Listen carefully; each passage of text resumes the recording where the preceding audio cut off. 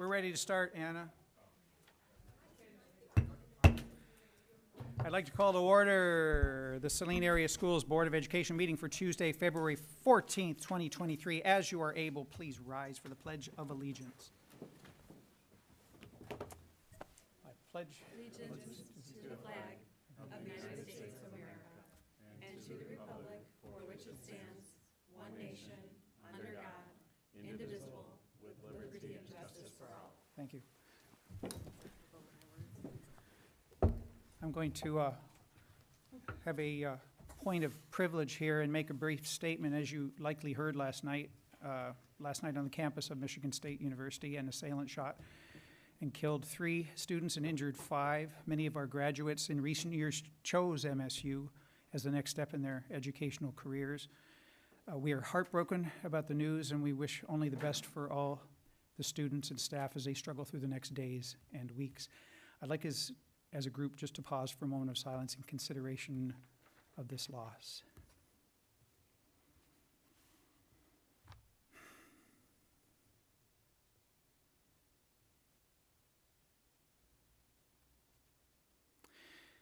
Thank you very much. So, public comment. A member of the public may address the board briefly for up to 3 minutes or request to be scheduled on the agenda of a future meeting. Please note that students will be given priority to speak on any topic. The first public participant portion of this meeting will be limited to 1/2 hour, 30 minutes normally, and limited to agenda items. A second public participation portion will be offered at the end of the agenda to allow for any other comment. Individuals addressing the board should take into consideration the rules of common courtesy. The public participation portion of the meeting cannot be used to make personal attacks against a board member, district employee, or student. Secretary Miller will hold up a yellow card to indicate, thank you, when you have 30 seconds remaining. So we have no students on the list today. We do have one participant from the public, Jen Testa, parent. Jenn, Testa. I think I've got that right. Is a little green light on? You'll have to press the button to. There we go. You're coming through loud and clear. Awesome. A little nervous, so I apologize. I attended my first Board of Education meeting last month following an incident at the high school. My concerns around that incident are real. As I entered this room last month, I grabbed an agenda, took a seat, was warmly welcomed by a couple of individuals. I was full of mixed emotions. I wanted to be present. I wanted to show support. I wanted those involved to know what had happened was not okay. I reflected on how previous incidents had been swept under the rug, and then I read the mission statement at the top of the agenda. And I know we all have a copy of the agenda, so I'm not going to repeat it. But personal skills necessary. I'd like to reflect on that for a moment. I did when I read it. I think we failed. Then I reflected on an experience I had in high school. I signed up to take a soccer unit in PE. First day of the unit, the coach instructing us took us out to the soccer fields. He split us up, boys on one field, girls would stay where they were. I questioned why we weren't playing as a group. Why did he split us up? Coach then told me that the only thing that girls were good at doing on a soccer field was making daisy chains. Now this happened in the mid-'80s, and it isn't about me and my experience, but in a roundabout way it is. Why is this culture able to exist? You see, by now I thought it would be better. I read the mission statement, wanted to believe that it's better, but somehow, some way, we as a community have failed. Apparently, kindergartners have more self-control than some of our high schoolers. We are failing in our responsibilities. We should be able to keep one another in check. Tell a friend that their inappropriate behavior is not okay, and a sense of entitlement should be balanced with being humble and the ability to treat others with respect. We expect the students, staff, and community to respect those around them. There is a disconnect. Not holding one another responsible in the moment is a silent okay to allow the behavior to continue.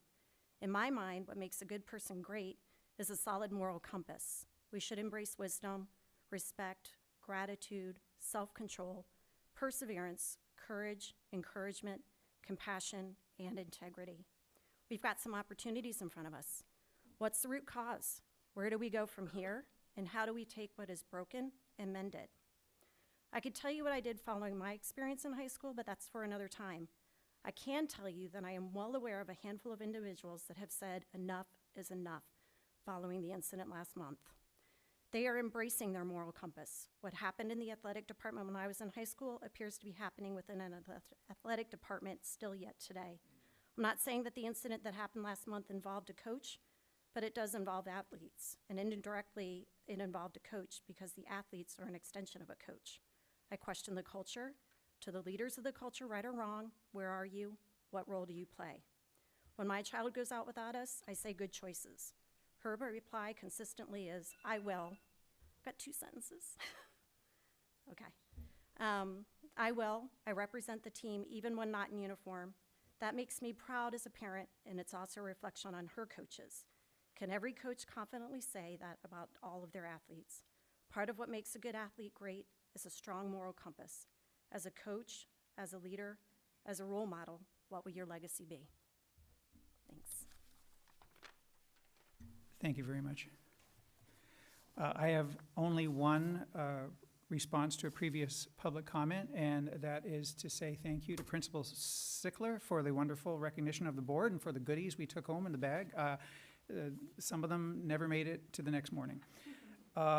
So at this point, items may be added or deleted from the meeting agenda, and the order of items may be changed at the request of an individual board member or the superintendent. The agenda, though, must be approved before proceeding any farther. I'd like to entertain a motion to approve the agenda as printed or revised. So moved. Miller? Thank you. Second, Stebbin. And I don't think there's a discussion at this point, but all in favor, please say aye. Aye. Opposed? None? Hearing none? We are moving ahead with this agenda. Thank you. Tonight's student showcase. For tonight's student showcase, I would like to present to you the Saline High School Key Club and allow them to introduce themselves and their advisor. Are you it?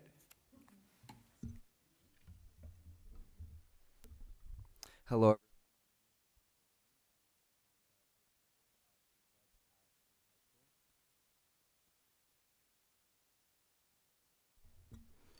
Is that all good now? All right. So my name is Spencer Lynn. I'm the vice president of Key Club at Saline High School, and our advisor is Miss Jen Denzen back there. And what Key Club is Key Club is a volunteer club at Saline High School, and it stands for Kiwanis Educating Youth. And the Kiwanis Club is an adult volunteer club here in the Saline area. And Key Club is the high school extension of that club. So Key Club at Saline High School has 6 officers. We have a president, vice president, treasurer, secretary, social media manager, and we have a liaison.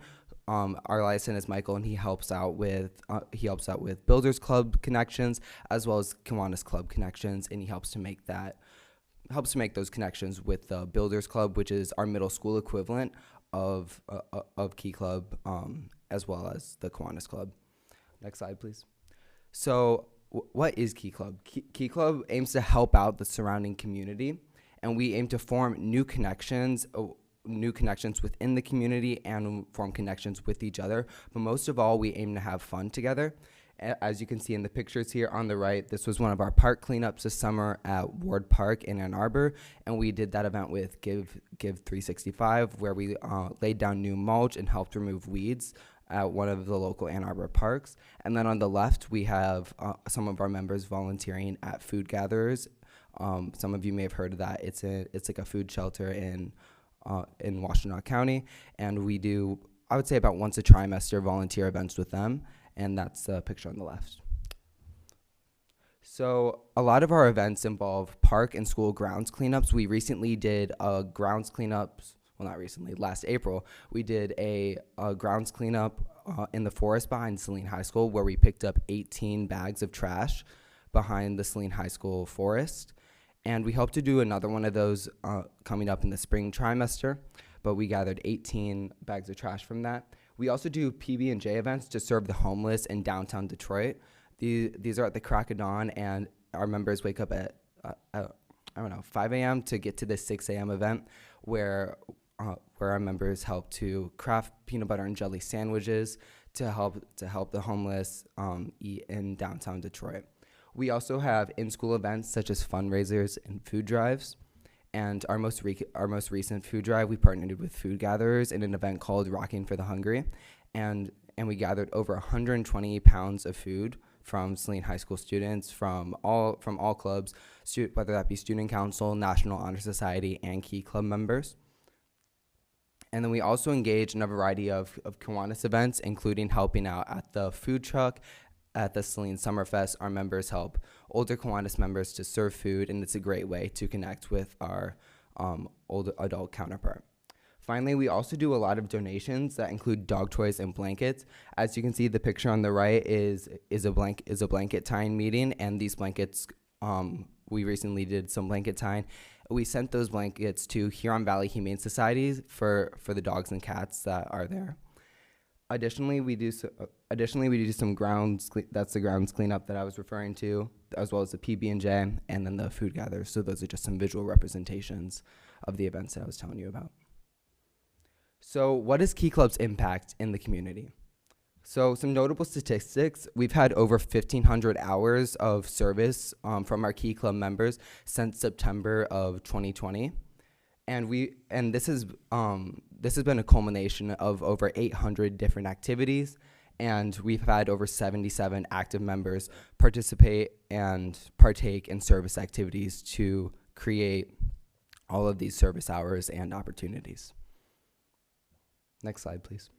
So regarding our community involvement, recently this past December, we made holiday cards for residents in Linden Square and Story Point, which are two assisted living communities here in Saline. And that involved just some like holiday card making to spread some holiday cheer, and we dropped those off to the residents of those homes. And then we also did some December volunteering with Saline United Methodist Church just down the road, and a couple of volunteers helped out with the after-school kids program, there on Wednesdays for 3 weeks, just engaging with the kids and helping them with their different arts and crafts projects. Oh, sorry, can you skip to the next slide? That must have been, oh, wait. Would you be able to check your email and go to the most recent link that I sent?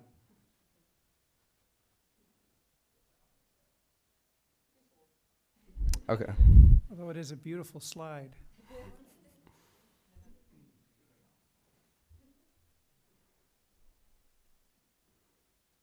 This is the part where you improvise, right? I can make a comment while we're waiting if you want. Yeah. I just thought it was really impressive, the number of hours of service and number of projects, especially during COVID. That's very exceptional. So Yeah, well we had to do all of our meetings over Zoom during the COVID year. So Key Club really adapted during that time, and I believe during that time we did a lot of park cleanups because that was the most socially distant way to engage with the community. And then during that time, I think we did some food drives as well.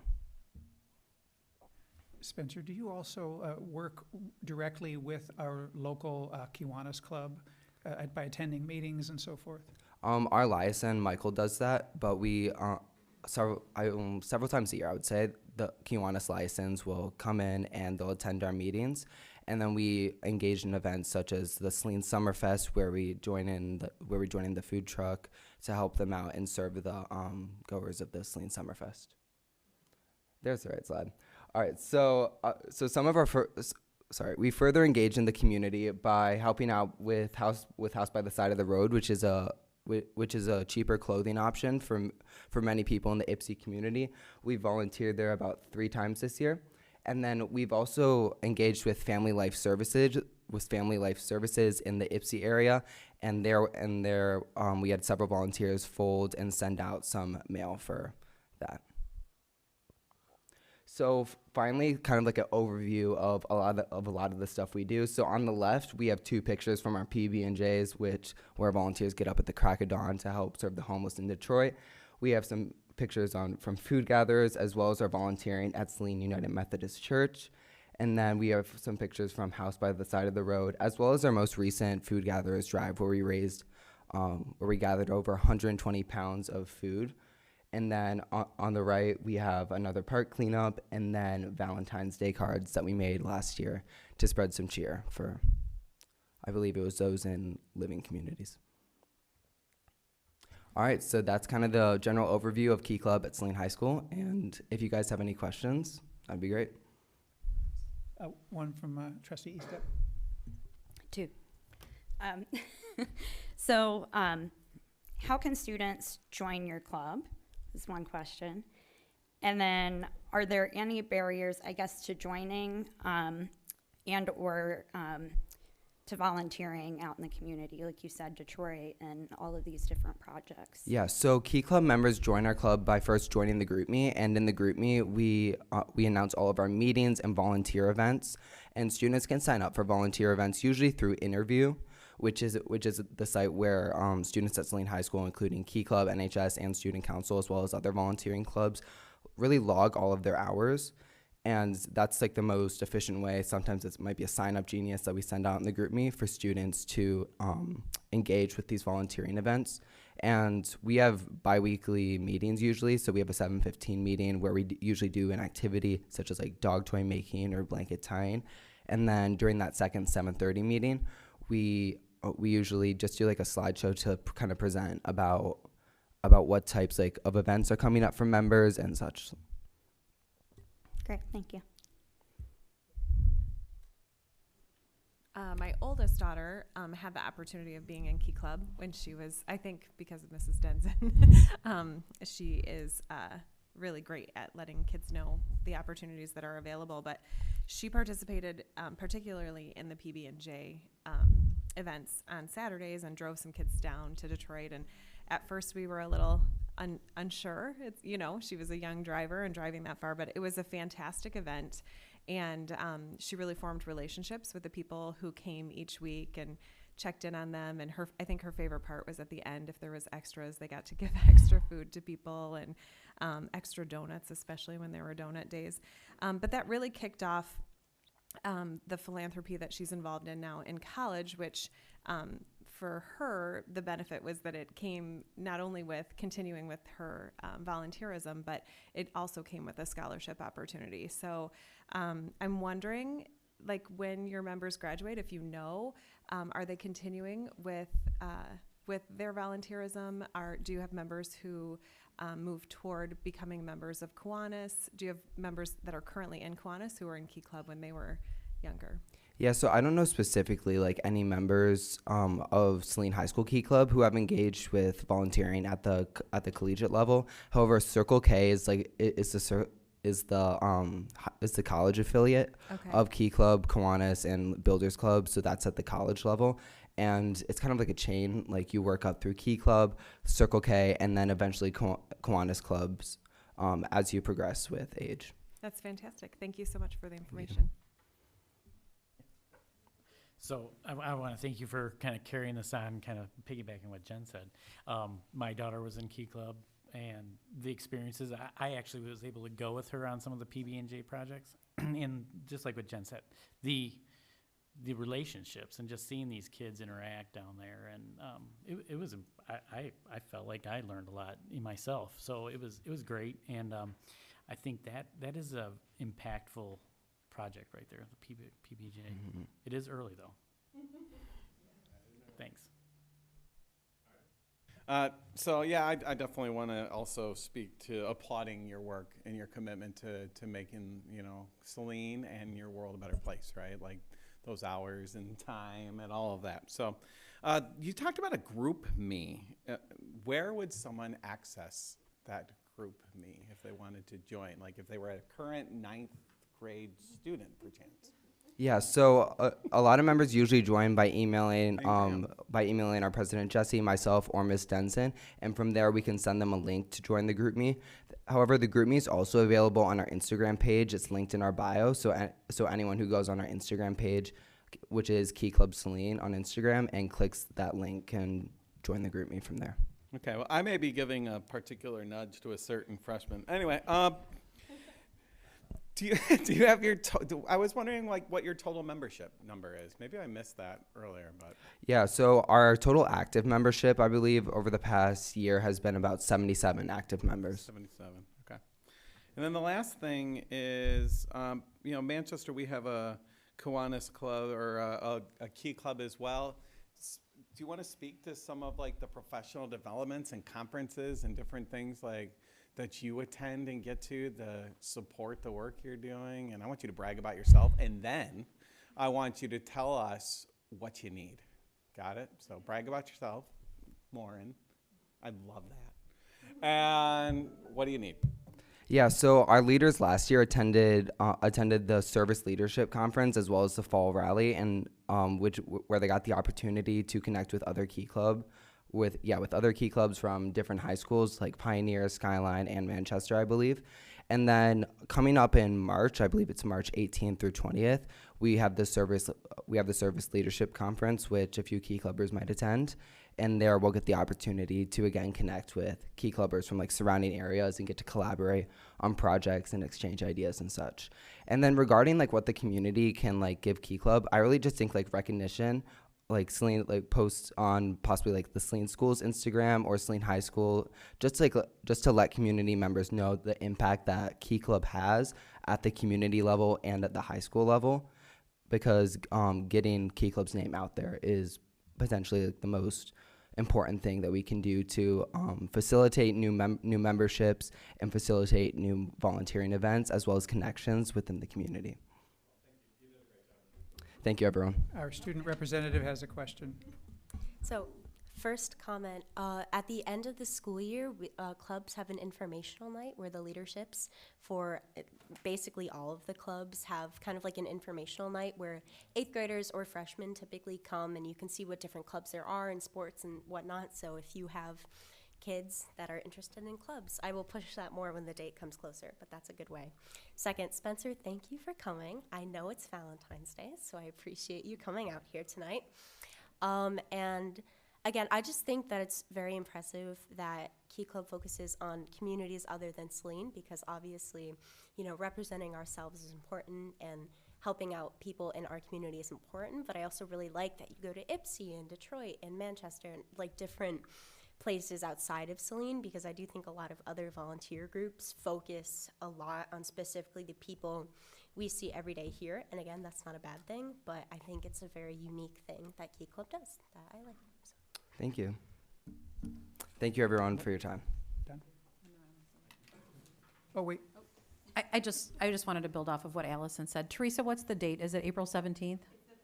April 13th is the night, so that would be a great thing to highlight. Thank you.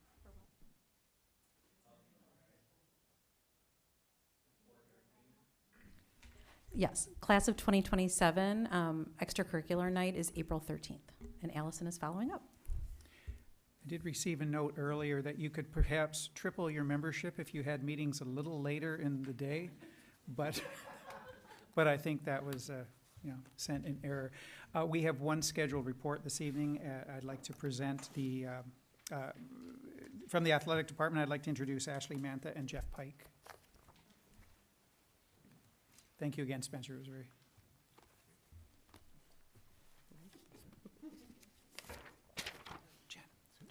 You guys hear us okay? There we go. Awesome. All right. Well, we appreciate this opportunity to speak with you all, everyone here. We just kind of go to the next slide. I guess I got a finger. Yep, signal. Perfect. Awesome. Thank you so much, Ben.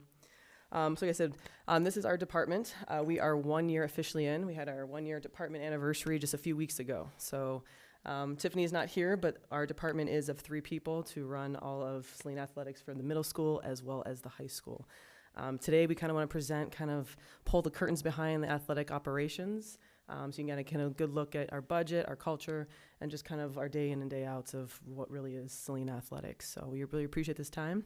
Ben, if you can go next slide, thank you. So with that, we want to start with just kind of a vision. I know we were here last year, but I think that was our first month on the job kind of thing. We presented to a few of you, so it's good to be back with a 1 year of experience to really show what we've learned, and it's been a steep learning curve for sure. And so we do appreciate the support of all of our admin and our BOE, Board of Education, as well during this time. So our vision is to provide that opportunity for our students to develop their academic and their athletic potential with means of developing their character and sportsmanship. Our real reason why we do it for the students. And with that, there's been so many changes in our athletic department and our leadership in the recent years.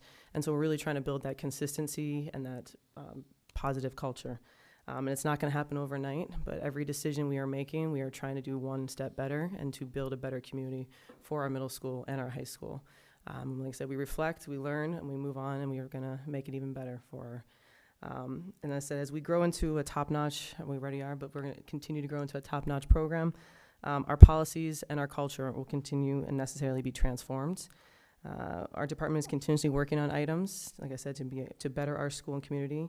And we're going to present, Mr. Pike and I, a few of those tonight, along with our financials, to just kind of give you, like I said, a peek behind of what really goes on in the athletic department. So. Thank you very much. Hello, everybody. And you can see on the slide here, we've got a breakdown of a lot of different things that the athletic department includes. And the top table there by season, and you can see G representing girls sports, B representing boys sports, and you have opportunities for freshmen, JV, and varsity. Then in the bottom table, you have our middle school sports that we offer. Something else that jumps out, of course, is the two different colors.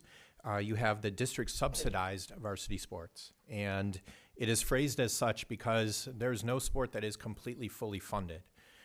All sports, regardless of stature, do a lot of fundraising, and certainly all of you and people in the community are asked to do a lot of different things. And so it's a big team effort, pun intended there. As far as the self-funded sports, by name you can probably figure out what that means. Parents have a board, and you have a lot of sports, field hockey, boys and girls lacrosse, for example. They spend a lot of time in the off season to prepare for the upcoming season to offer these opportunities for students. And something that's kind of outside of this picture, quite literally, is community education.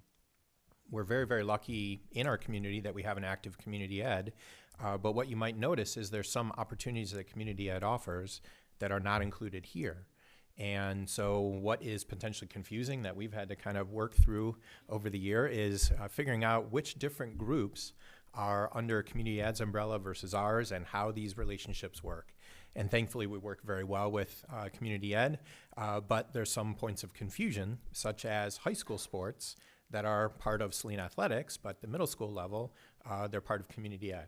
So cheer, for example, is something that we have learned about as far as it's under community ed for middle school, but then you get to the high school and you're part of the varsity sports system. So all of this is something that we've learned about and to some extent is in flux, in that you might look at this list and say, well, there's other sports or other opportunities for students that are not included on these tables. And so what we're going to be looking at is potentially how can we add more opportunities, whether it's community ed or us. There are some barriers to that, though. Budget, of course, being one. Facilities, we only have so much space. Title IX issues, that is, if you add a sport for males, you have to add an equivalent opportunity for females. The bandwidth of the department, the three of us, taking on more stuff makes it definitely more complicated. And then, of course, if you're offering more opportunities, where are these student athletes coming from? Are they coming from students that aren't participating in something in that season, or are they coming from other sports? And are we kind of cannibalizing from one sport to another? So is there some limit to all of this? It seems so, but that's obviously something that we're working out in the long term. And again, thanks to community education for their continued help as we go through all of that. So. All right, Jeff did a very good job of giving a little overview of all of the sports and activities we provide for our high school and middle school. I also wanted to provide another view of the same sports listed, but just in a different way of listing our girls versus our boys versus co-ed. And some of our co-ed I'll talk about in a second too, because there is an overlap of, more dominance of boys versus girls. But as you can kind of see, we do have 18 girls high school programs and 16 boys high school programs underneath our umbrella. So we talk about different levels. We are making sure, especially as a female AD, I'm very sensitive to making sure my girls have an opportunity just like my boys have an opportunity. I'll make sure that all of our students want to have that opportunity, whether it be a fall, winter, or spring season, that they can participate and have an opportunity to do so. And obviously making sure we're in Title IX compliance and following all our MHSA and NCAA compliance as well. So as you can see, we have a list right there for our high school girls and then our high school boys. And then below that is our middle school girls and middle school boys. Wrestling is starred for co-ed because generally MHSA recognizes it as boys wrestling, where girls can wrestle on co-ed, but they are developing a new girls regional and girls state championship as well. So this is kind of like in that transition, not just us, but the whole state of Michigan is transitioning to more opportunities for all of our athletes as well. And so that's why there's that kind of co-ed, so to speak, column right there. And so in theory, we could list it boys and girls as well.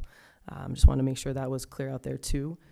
So it was the same list of sports from that previous slide, but just a nice little breakdown to show what we've got going on for self-funded versus district subsidized for our girls and our boys as well.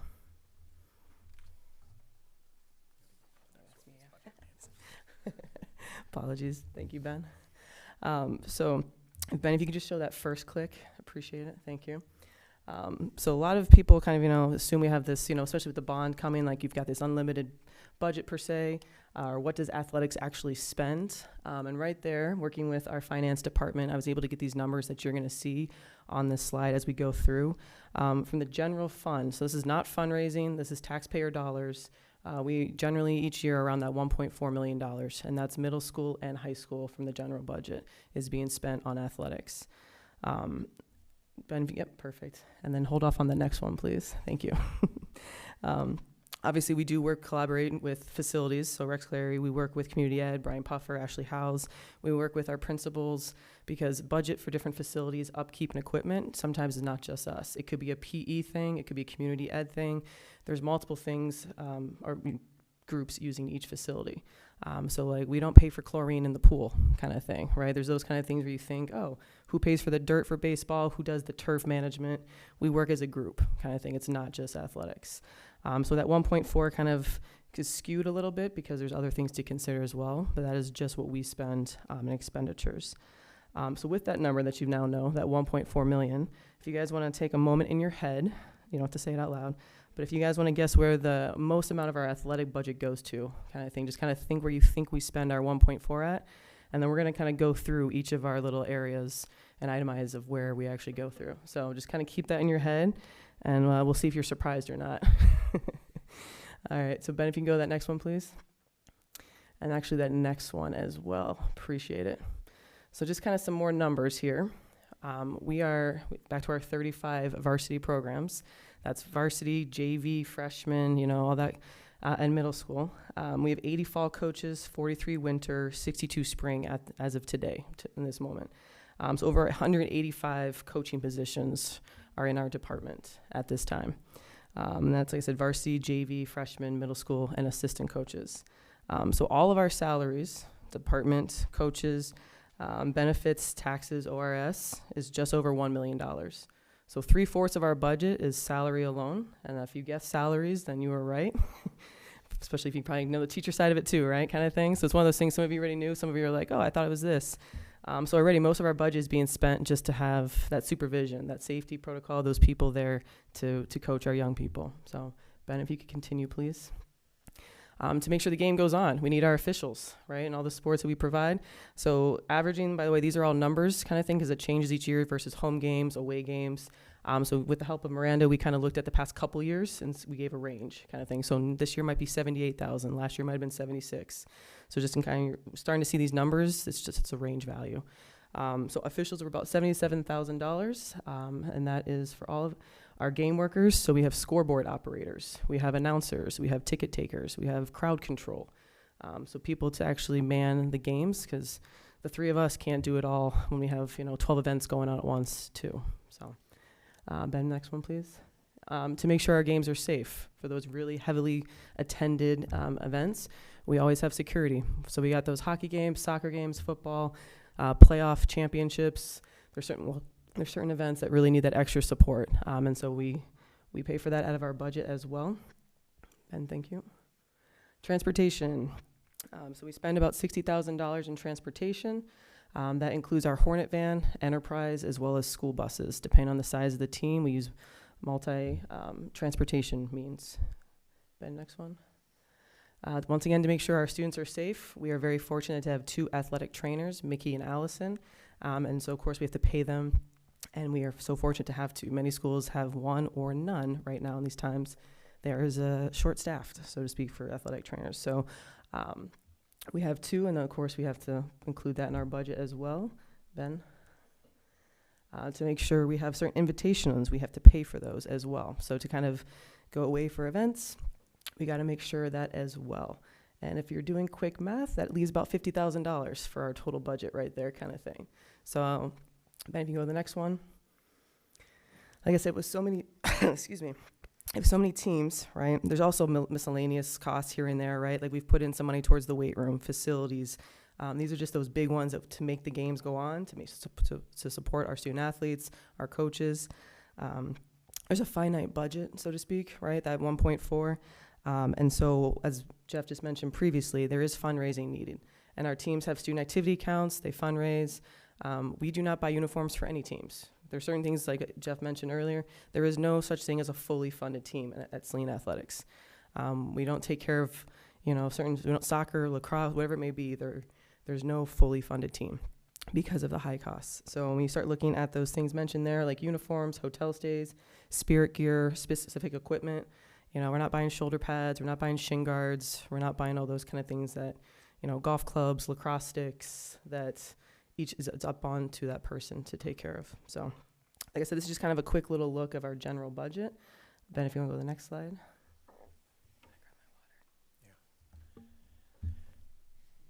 Oh, go back one. There you go. I didn't make you do a bunch of clicks on this slide, so thank you. So as far as the money coming in, one thing that we need to clarify, probably not so much for the board, but for the general public, is the bond. And while we are obviously thankful to the voters for the bond, that money does not commingle in with general funds. And so as there is a new plan for classrooms and a weight room, et cetera, that money is going to be delineated for that. That doesn't mean all of a sudden we can buy new equipment for our existing weight room. And so just to clarify that, because some people might think, oh, this is a financial whirlwind and we can do anything we want, but we're still facing general funds versus long-term spending for the bond. Pay to participate, this is something that we briefly talked about last year. And these fees, $325 for high school, $275 for middle school, whether you play one season or multiple season. This is something that is almost now 20 years in. Those dollar amounts, according to Miranda, have been pretty much the same since the start. And so while that does bring in approximately $275,000 for us, it obviously does, contributes to that $1.4 million that we are overall spending. But this is something that is kind of interesting to consider what other schools that are like us, socioeconomic-wise and otherwise, a bunch of different approaches. Chelsea does not have pay-to-participate fees, which I'm not sure how they do it. And when we talk about payment for game workers that Ashley just mentioned, they have all volunteers. Like that would be very, very difficult for sustaining your athletic program on volunteer basis only. There are some other schools that do it per sport, and you might be paying 3 different times if you're a 3-sport athlete. So that, it's interesting to consider just in our area and just in our conference or county how different places do it. One thing to emphasize, though, about pay-to-participate fees, that should not be a barrier for anyone to not play a sport, middle school or high school. So if they qualify for free and reduced lunch services, they would have a waiver for their pay-to-participate fees. If it is beyond that, whether it's through our department or various teams, there is money available that should not hinder someone's opportunities from 6th grade on in participating. So I do want to emphasize that. Another means of money coming in is financial gate, and you can see it's a pretty big range there. As Ashley was just saying, that might depend on how many sporting events we host. If we're hosting different playoff events, some would have larger audiences than others. So that's a pretty big range. It does offset some of our costs. But one thing that we had talked about from day one when we came into our roles was having students come into all events for free. Like we want our student body to come, and we'll come back to how we want them to enjoy the event, but we don't want them to have to pay. We don't want our members, our staff members, to come in to watch their students or if their family members participating. So that gate revenue could be a little bit higher, but sort of philosophically, we don't want to emphasize cost over trying to create a positive culture that we'll come back to. So you see the math at the bottom there. Basically, it works out to just over $1 million, $1.025 million that is coming from the general fund to support athletics. But if you do it on a per athlete basis, that we have roughly 1,300 athletes, 6th grade through 12th grade, that are part of Saline Athletics, I would make the argument that that's money well spent, that it is a significant amount, but it is an incredible opportunity that our students have across the board.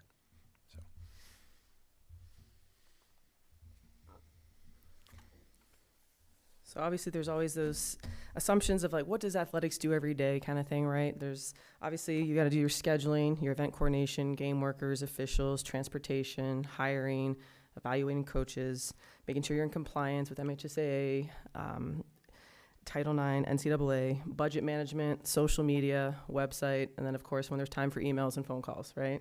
That's kind of like the general, people kind of assume. But as we've gotten more comfortable with our jobs in this past year, we've gotten past those X's and O's of the job and tried to focus more on implementing policies and procedures to better ensure that our students are more safe and more taken care of. And we're trying to focus on those ethical decisions, making the student at the core of our decisions and reflecting that. And we really appreciate our SAS support too from our admin. We've been working with the middle school admin, the high school admin, central admin, Board of Education. Athletics is in not just one spot, basically. And so just to kind of give you, we've had a lot of circumstances the past couple months inside Saline area schools as well as outside. For example, DeMar Hamlin, Buffalo Bills kind of thing. Everyone's like, well, are your coaches CPR certified? Do we have athletic trainers? All these safety things have come our way. And so we want to make sure that it's out there and that what is really going on with athletics. So this slide is all about what is required of our coaches and also what we've implemented with our coaches, just to kind of give you, like I said, behind the scenes. So anytime you have a coach around a child in a Saline area schools, they need to be fingerprinted. They're background checked before they're allowed to even coach a child, whether they be a volunteer or whether they be paid kind of thing. So that's something we make sure, and especially if they're going to be driving, they have to go through a driver's background check too. So there's multiple layers before they're allowed to even coach your child. CPR training, we require our head coaches, meaning head varsity, head JV, head freshman, all have to be CPR certified, and that's every 2 years their certification runs out. Nurse Karen has been a great collaboration. We're actually going to be running our 4th session next week to certify our coaches. We've been doing it once per season. So we started last spring, August, October, and so like basically a couple weeks before a new season starts, we make sure our coaches are up to date before the season even starts.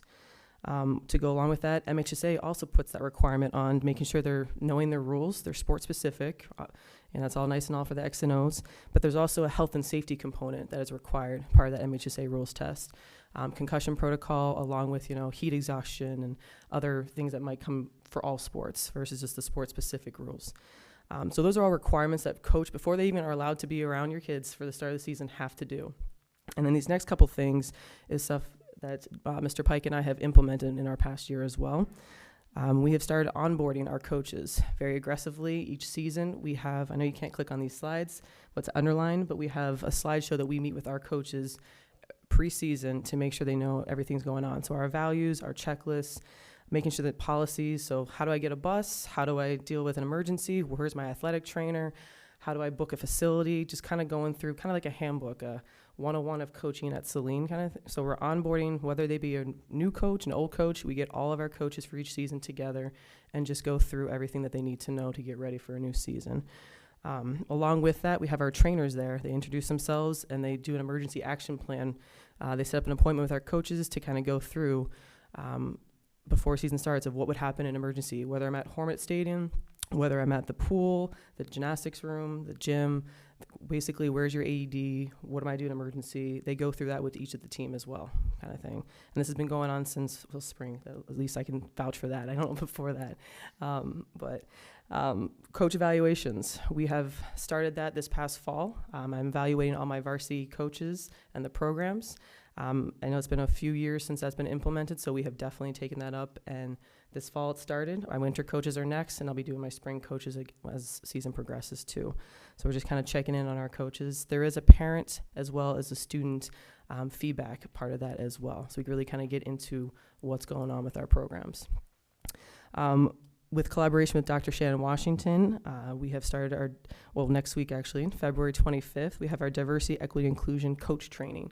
really trying to bring that lens of equity, look at our handbook, really look into our coaches and how they're impacting their each, I don't want to say silo, because right now every coach is in their own program, but really connecting all of our coaches and getting them all together. It's been a while, and some of our coaches don't even know each other, surprisingly. So really kind of learning from each other and growing together as one big Saline community. So like I said, really appreciate Dr. Shannon Washington on that one. Our MHSA Coach Advancement Program. All coaches hired after 2016 have to go through this training program. Either 1 or 2, we offer and pay for our coaches to continue on. There's actually 8 different levels. So that ongoing professional development for our coaches. It's not just one and done. We want to make sure that they are continuing to learn and get better. Mentoring. We started this. I've been fortunate that I have hired 2 new varsity coaches in my short time here. And excellent choices. I think so, but our community as well. But with that, though, when they're younger or newer coaches, they need a mentor. Kind of just like our teachers need a mentor, our coaches aren't just left, to fend for themselves. And so I meet with them first, and I know you can't click on it, but that recent example is a checklist of what I go through with my meeting with my coach, the new one. And then I set them up with someone that's more experienced, that's been around Saline, and can kind of help them as a coach as well. So they're not just left out there to deal with their own program. They're more of a sense of community. So like I said, just making sure we're taking care of our coaches and starting them on the right track. Mental health, big kind of. MHSA started the Be Nice program with our coaches, but we're really trying to implement it into all of our teams. Meaning our coaches got a little bit of training when they do their rules meeting, but it's just like the tip of the iceberg, so to speak. So we're in collaboration with Kara Davis. I've had a couple Zoom meetings with Be Nice this past couple months. We started with just trying to implement it into our athletic programs, but we're really trying to look at it as a school curriculum now, bringing it into a bigger unit than just athletics. And so that's something I'm really excited for.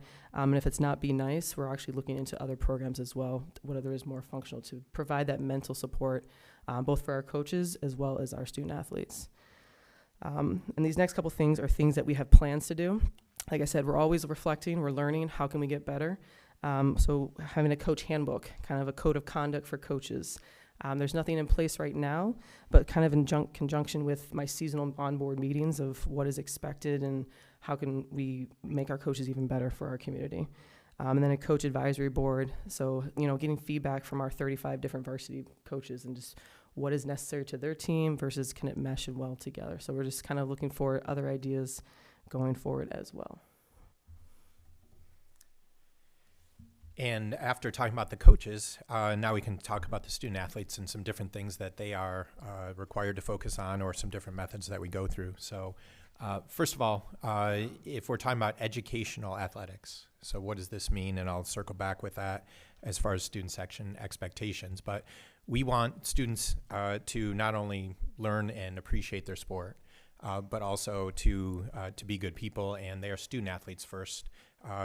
First word there being student. So part of that therefore becomes eligibility, and are they taking care of things in the classroom? So before each season, we check their previous trimester's grades. We make sure that they're eligible according to MHSA standards.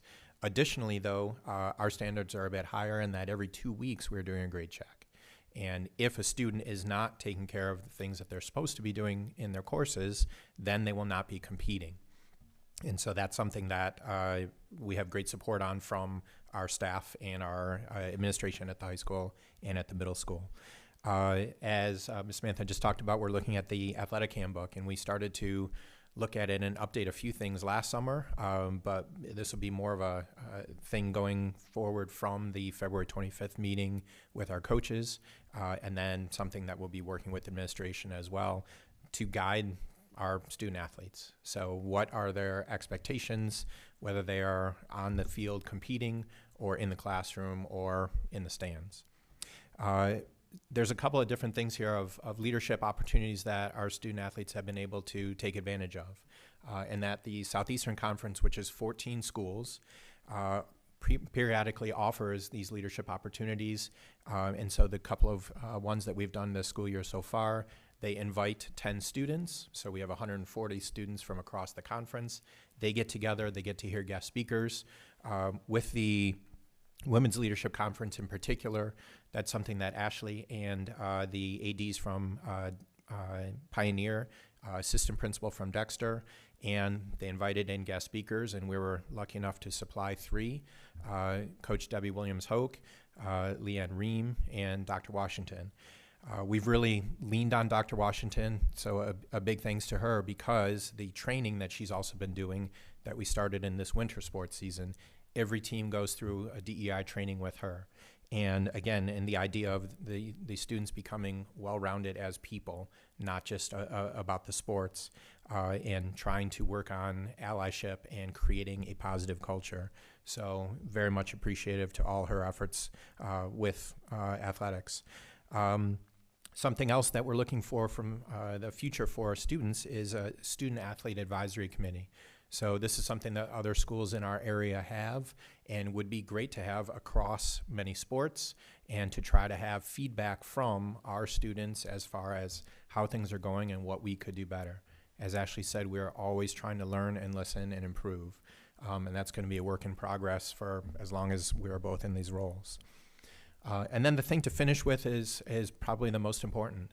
What we are looking for from our student athletes is, again, not just success in their field, in their sport, but what kind of people are they going to be? And especially given the public comment, that is something that we are taking very seriously, that we want our students to have fun. We want our students to respect one another. We want a positive experience. We don't want students who are berating officials, taunting opponents, or anything like that. We want them to have fun and enjoy it, whether they are competing or they are watching. And so that's something that is long-term. It is not just us, but this is something that we can have direct influence on, and definitely hope to improve along the way. And as we've hit some bumps, we say, okay, next time we'll do better, and that's what we hope and expect of our students. So.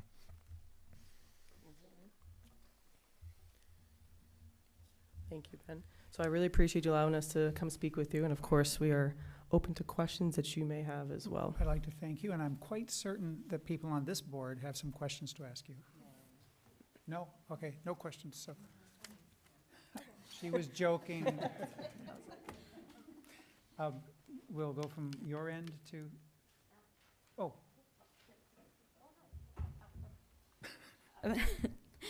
So I have a couple questions.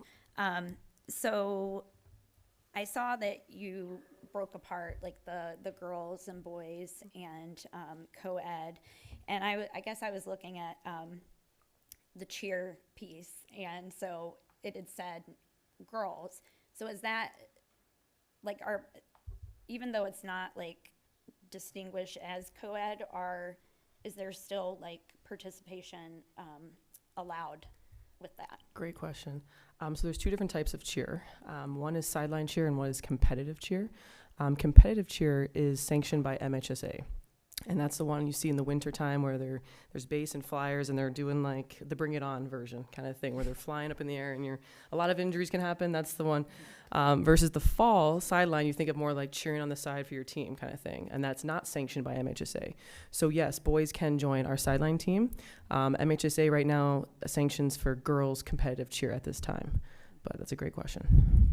Yeah, and I was just wondering, are there like other types of sports that you may consider, looking in the future, that are co-ed, or just inclusive of all genders at the same time? I know, I think I was thinking of volleyball, but I feel like it was co-ed. Maybe it was through community ed, and I was like, oh, that's really great. Because that tends to Come up, yes. fall into, strict genders when, I think that would be a good opportunity to have, maybe it's just club sports or something. I don't know. So we are an MHSA sanctioned school, and we follow MHSA rules, and they actually have a transgender policy as far as who is allowed to play what sports and to what level of transitioning, so to speak. And there's different levels, and it actually goes through a process through MHSA when those situations do arise. Yeah, I guess yes, thank you for pointing that out. And we have a policy as well. But I guess I'm thinking about non-binary children who may not they're not necessarily identifying from, the assignment as at birth, but not necessarily in those columns either. So I guess, just different Yeah, opportunities. we have a few of those students, right? Like I said, I'm not going to out anything, but like we definitely have those students here and throughout Michigan and United States, obviously, that there are different opportunities depending on what their circumstances are. Yes. And then, let me see. So I noticed that you all, and I think we have also community opportunities to help with the funds, the pay to play. And you mentioned that there was waivers as well. I'm just wondering how much is available and how much has been utilized. So the waivers are more, it's not, I guess, a scholarship kind of idea. It's more of a waiver. So once we work with food services for the free and reduced lunch kind of thing. So instead of, it's not we're going to take from this pot to put into this. It's just a simple, hey, we've waived this because you are free reduced lunch. Or you filled out a financial hardship form proving that, circumstances have happened that you cannot pay this $325 high school or $275 middle school. So it's more of a waiver. For teams that are looking like, hey, I can't afford hockey equipment, I can't afford a lacrosse stick, more sports specific, teams do fundraising for those moments to kind of absorb those costs and help out in those circumstances. Is it something that more students could utilize as far as the waiver? And how is that being put out to those families? It's part of our registration process. We have a disclaimer. If you're seeking financial hardship or free reduced lunch, please email Tiffany Harris, she handles all of our registration, and she just writes them as, hey, paid in our big teams system. So coach doesn't see anything. It's not out there to see someone's privacy. Only our registration is, hey, they're good, they're registered. It doesn't matter if they paid or not paid. Yeah. Awesome. Yeah. Thank you. Yeah. Trustee Gold? Hi, thank you for coming and explaining to us. It's very informative. Is water polo girls or boys? Both. So we have Okay, boys I and think girls in their different seasons. That's where I got confused. Yes. Yes. So I have a question about what defines success for you for a coach when you're doing the coach evaluation. Because when I think about sports as a pediatrician and a parent, success was sort of some of the character it built in my child. It's my patients building confidence and skills. And it has, frankly, and my husband and boys would shudder at this, but it has very little to do with what the end score is at this level. I know that is not going to be popular with, all of athletics. It is competitive by nature. But I guess I'm just wondering, when we're talking to our coaches and we're evaluating coaches and teams, what defines success? Because it seems to me like sometimes those things could be in direct conflict with one another. Correct. Back to your point, it is not about their win-loss record. That's not what I'm evaluating when I look at a coach. It's not on the paper, but one of those moments of how many kids come back to see that coach when they've graduated? Kind of thing, like you're talking about those big moments of those being a transformational coach and not just a transactional coach. You're really looking at like that warmth, like kind of thing. Are they learning those life lessons? Are they building character? And we actually, part of our, I know you can't see, but our domains, there's different areas where kids get to say, hey, I felt respected by coach. I felt like I was listened to. Coach didn't yell at me. I was positive criticism. There's different variations that they can give input as well. And it's really looking to this warmth and high leadership kind of quadrant versus a cold and dictatorship kind of thing. Yeah, and sometimes the kids aren't going to like a coach who actually teaches them something or Yeah. reteaches them something. I guess I'm just also wondering, in terms of cut sports and no cut sports, because with, $1.4 million spent, it's not entirely equitable in my mind if that only goes to a small group of the most athletic students all the time. I was happy to see that like tennis is a no cut sport. There are some no cut sports, but it seems to me that the opportunities for athletic competition or go to almost nil through community ed once you hit 9th grade, if you're not super athletic. And I think it's to the detriment of the mental and physical health of our students. So I wonder what opportunities there are that maybe I don't know about for kids in a no-cut situation. Yeah, that's a great question, because the point of sports is to have a lifelong enjoyment of and physical impact on. And in looking at the list of sports, I don't know the exact count off the top of my head right here, but most of I would say a predominance of our sports are non-cut. And you have a lot of sports, like cross country comes to mind, that for years and years has had cross country and track, a couple of hundred kids on their squads. And a lot of times there will be coaches who will say to other coaches, oh, if you've had cuts, send anyone my way. I'd like to take them on. So rowing, for example, like a lot of kids who start rowing started in 9th grade and they have no idea about rowing, and then it becomes a lifelong thing for physical and mental health long term. So That warms my heart. That makes me really happy, because I really encourage kids to get involved in things after school, and I think it makes a huge difference, and I want our kids in Saline to have lots of opportunities. What are the requirements for fundraising when we talk about students who are going to have a tough time because they're on free or reduced lunch with paying in?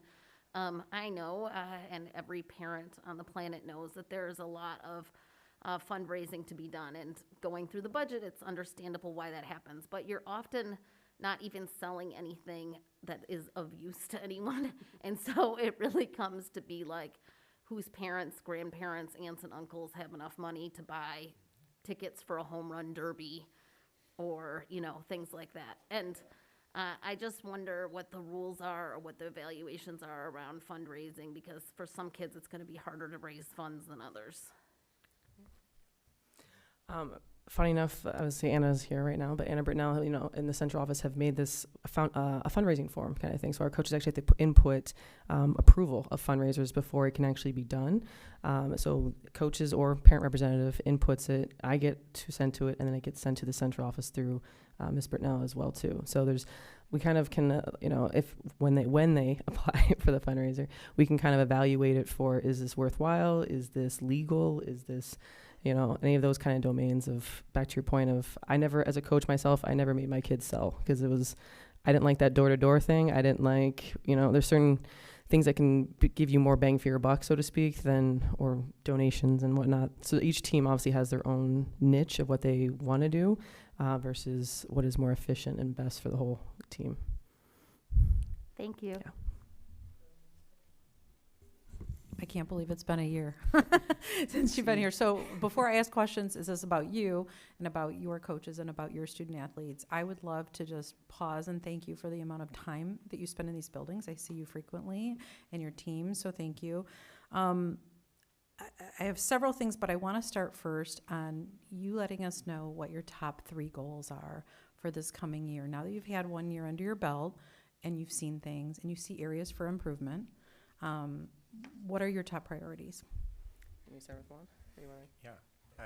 The one I think of off the top of my head is how our students behave and interact with each other, with opponents, with officials. Where right now there's a boys basketball game going on, and in the back of my mind, I'm hoping everyone's having fun and they're cheering for the Hornets, and that's what it should be all about. And I don't know if I have a 2 or 3. I'm sure if I thought about it, it would, but it might be pretty far separate from that top goal. Well, you stole my 1, but I got 2 and 3. With that, I really want to focus on coach training, mentoring, and just building better coaches. Our coaches are amazing. This is not me coming at our coaches. They are amazing. But we are at that time when there's turnover. There's going to be new coaches coming in, and just kind of protecting our kids and just giving updated information to our coaches. So that's my number 2, because that's just going to, bleed down into all of our 1,300 athletes. That's a big impact point when you start with the head coach and it filters through the whole program. And my 3rd is mental health with our students. I kind of mentioned the Be Nice program. I know it's more than just student athletes, and it's more than just stress on the field and performance anxiety, but it's really, they have their team. The loneliness isn't there, but there's still this, since COVID, there's a lot going on. We all know this. And so providing that extra support when you're on a team, whether it be cut or non-cut kind of thing, giving that opportunity to be part of something bigger. So like I said, I think focusing on our students' mental health will be my 3rd big goal coming up. Those are fabulous. You talked about mentorship, which I wholeheartedly agree with, especially multi-generational mentorship. The Student Athlete Advisory Committee is an excellent idea. We have that at Michigan, so you could pull athletes from Michigan to kind of talk to the student athletes and the coaches about ideas maybe that they're doing at the university level. Could be interesting to compare. I really, really like that you're checking the grades every 2 weeks. That's critical. We're a school district. We're here to educate. So thank you for that as well. Also, I have to shout out to the athletic trainers. They're absolutely fantastic, and hiring right now for that is tough, so appreciate them. One question that came up last year with regards to a particular team with social media and the accounts. Who's running them? Are they on brand? Are they safe? Are they, who's running them? What happens when someone leaves and another person takes over? Can you talk a little bit about how you're managing social media accounts for any of the sports, particularly probably the high school? Social media is not something that I think I said at this point last year that I was in charge of social media, and I'm not a person who does social media, so that's been a steep learning curve, to say the least. But what we're trying to do is have our teams have positive and informative posts, as well as the department as a whole. We have learned as coaches move on, we do have to figure out, does the account name stay with us? And perhaps perfect timing for your question. There was a meeting today with our tech department, and Jay Grossman was advocating for specific email addresses that are to the teams, not to the coaches. So especially for someone who's not a Saline Area Schools employee, during their time as a coach, they would have a Saline Area Schools email. They would use that for their sport. But if they move on for whatever reason, that email stays with us. And so that mindset, I think, would stay for social media accounts as well. It's going to be a work in progress, though, because a lot of these teams have coaches who have been coaching for a while, and they effectively started their own Instagram account, for example. So something we've learned and have to improve for sure. Thank you very much. I was wondering if you could dive deeper into the word values that you had on the one slide. And the slides were fantastic. It actually answered a lot of questions I had. But if you could dig into the values, because one of the things that's really important to me is that these students and coaching staff are ambassadors for our district when they go elsewhere. And also when we have people to our home, they're exhibiting the behaviors that we would want them to exhibit at home. So can you dig a little bit more into that, whether it's with coach onboarding or conversations you're having with teams at the beginning of the year around ethics and kind of accountability? Can you talk a little bit about the importance you place on that?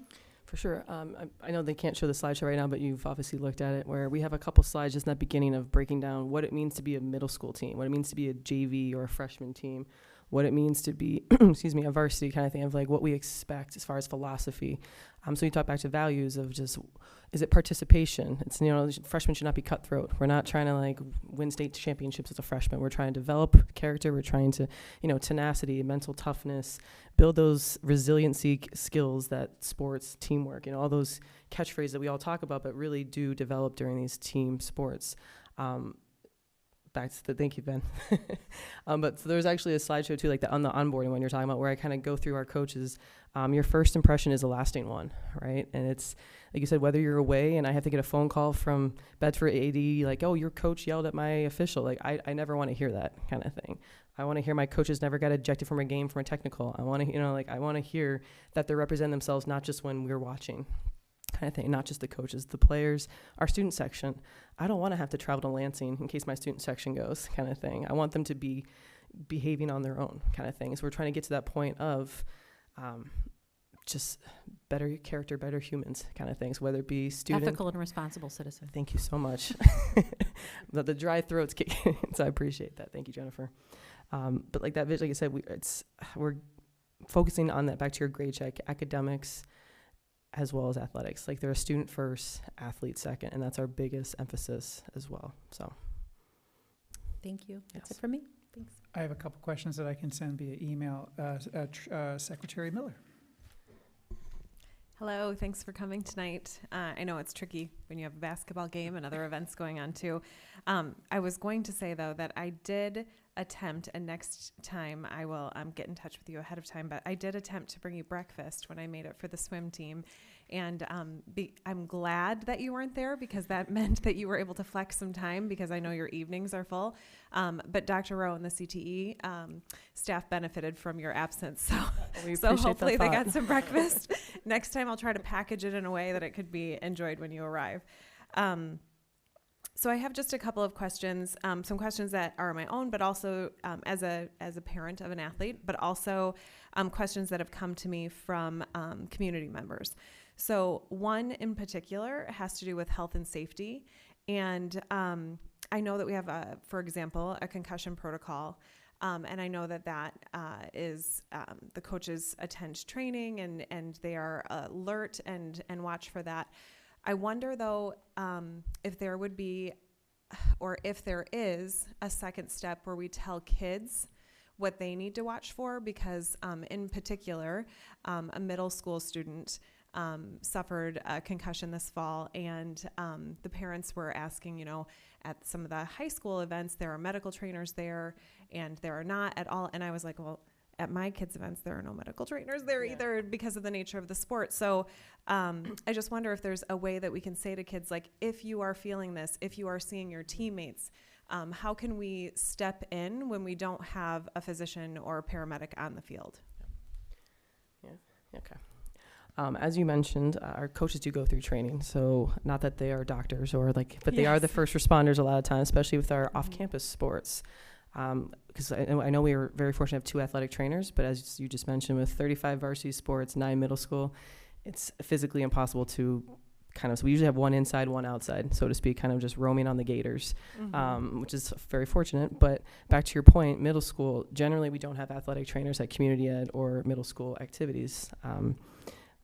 Some of the contact sports we make sure when we're especially home, but our coaches are that first responder in those situations, and that's why we focus on making sure that they are trained appropriately for CPR, concussion, safety, heat exhaustion. Like I said, there's so many different things besides just putting a Band-Aid on a knee kind of thing. But back to your point, I know health and PE classes do touch upon a lot of those safety topics in the curriculum.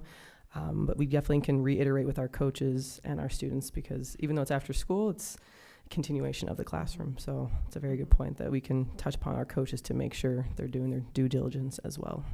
In this particular incident, shout out to the other teammates on the team who recognized that their teammate was not acting the way that he typically would be acting. Right. So, and luckily they're safe. So, I wanted to talk, you mentioned student advisory and you also mentioned grades. So 2 things that I think can kind of go hand in hand, but I wonder, I think the student advisory is a great idea, and I think that can possibly help with a lot of the cultural shifts that we're hoping to see, and that you're leading the way. But I also am wondering about grades, because I know that Saline High School has high standards, and our kids are often taking difficult classes, and grades can turn south in a hurry. And so, because I have a college athlete, I know we have study table and all of those kinds of things. So what are the opportunities that we have that can support students so that they don't find themselves in ineligibility?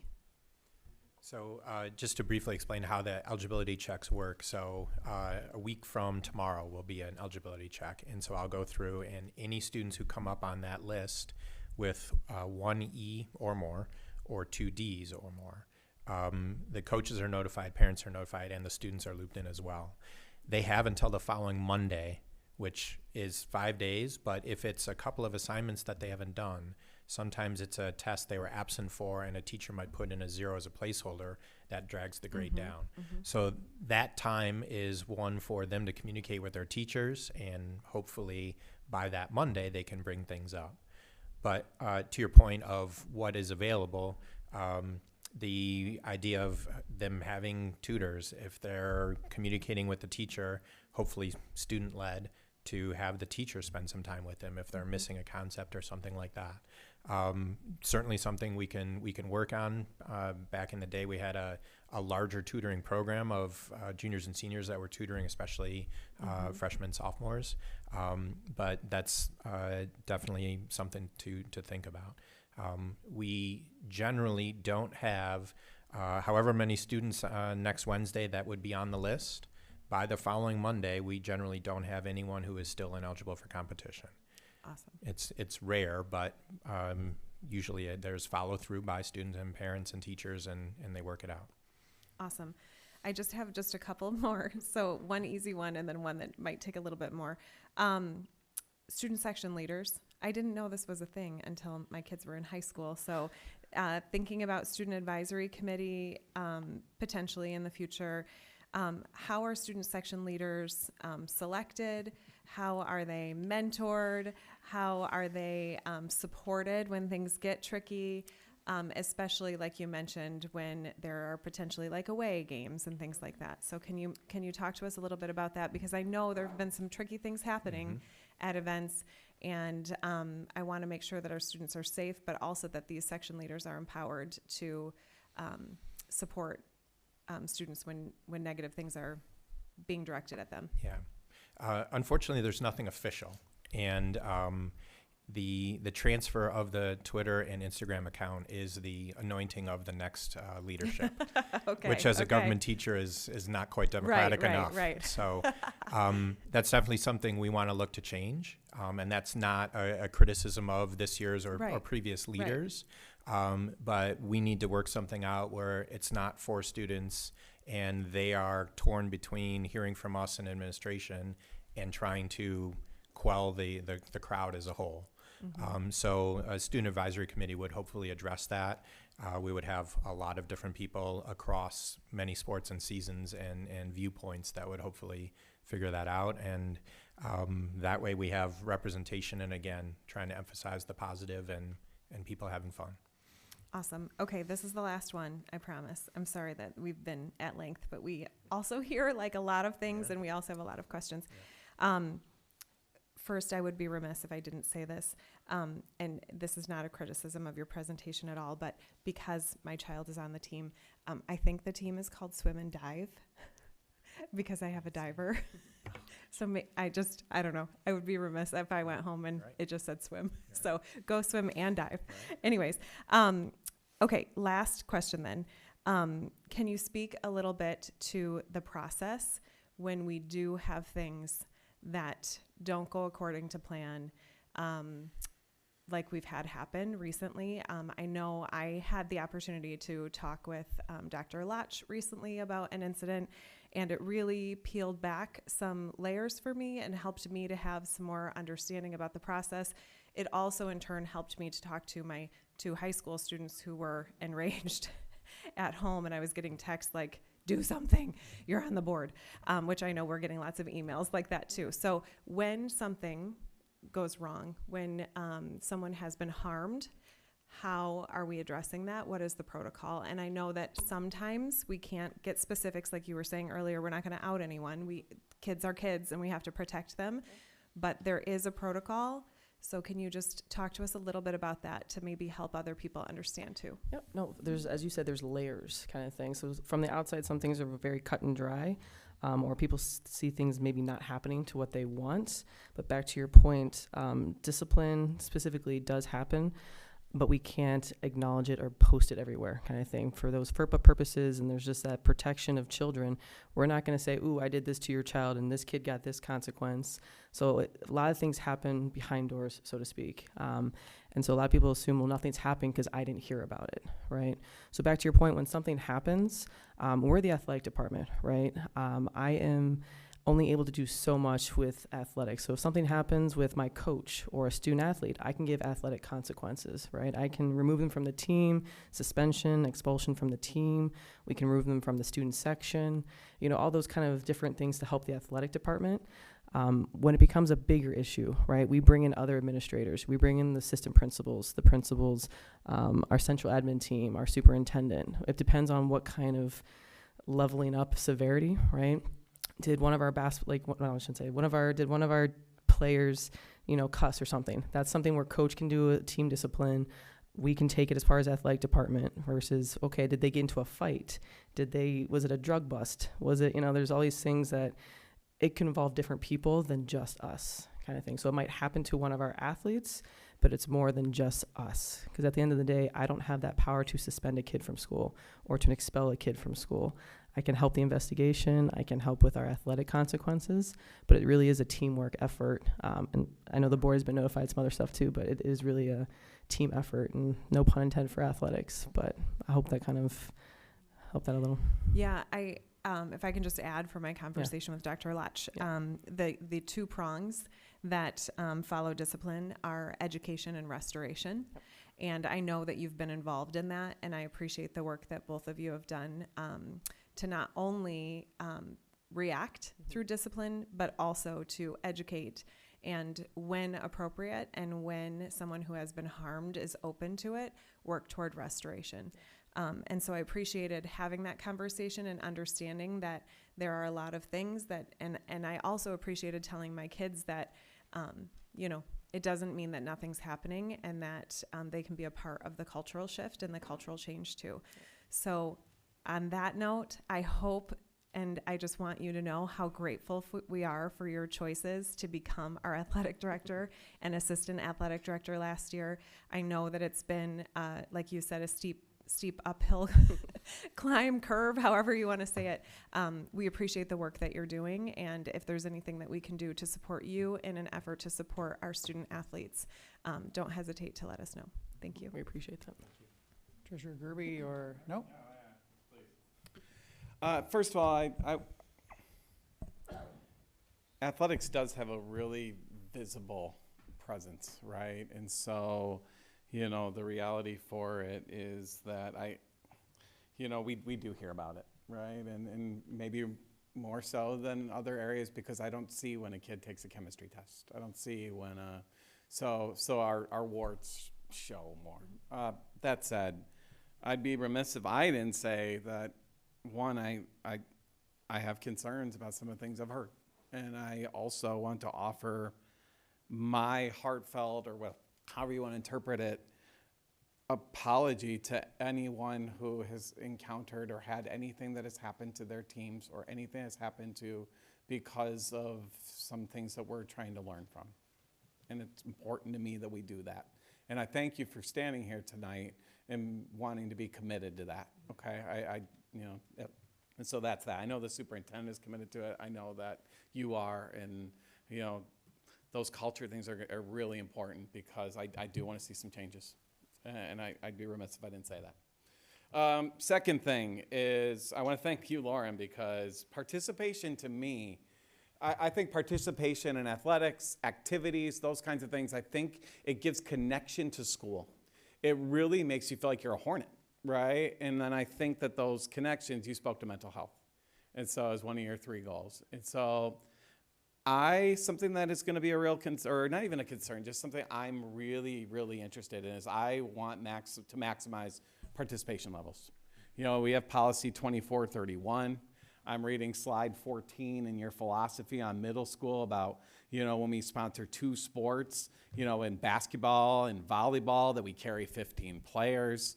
Like, those are things that I will tell you, and Dr. Lotch will tell you, I've talked to him about this, just that those are important to me. Now, I understand from a team composition standpoint, from a practice standpoint, but if we can even just involve one more kid, instead of 14, if we can involve 15, I think it makes a difference in the life of that kid.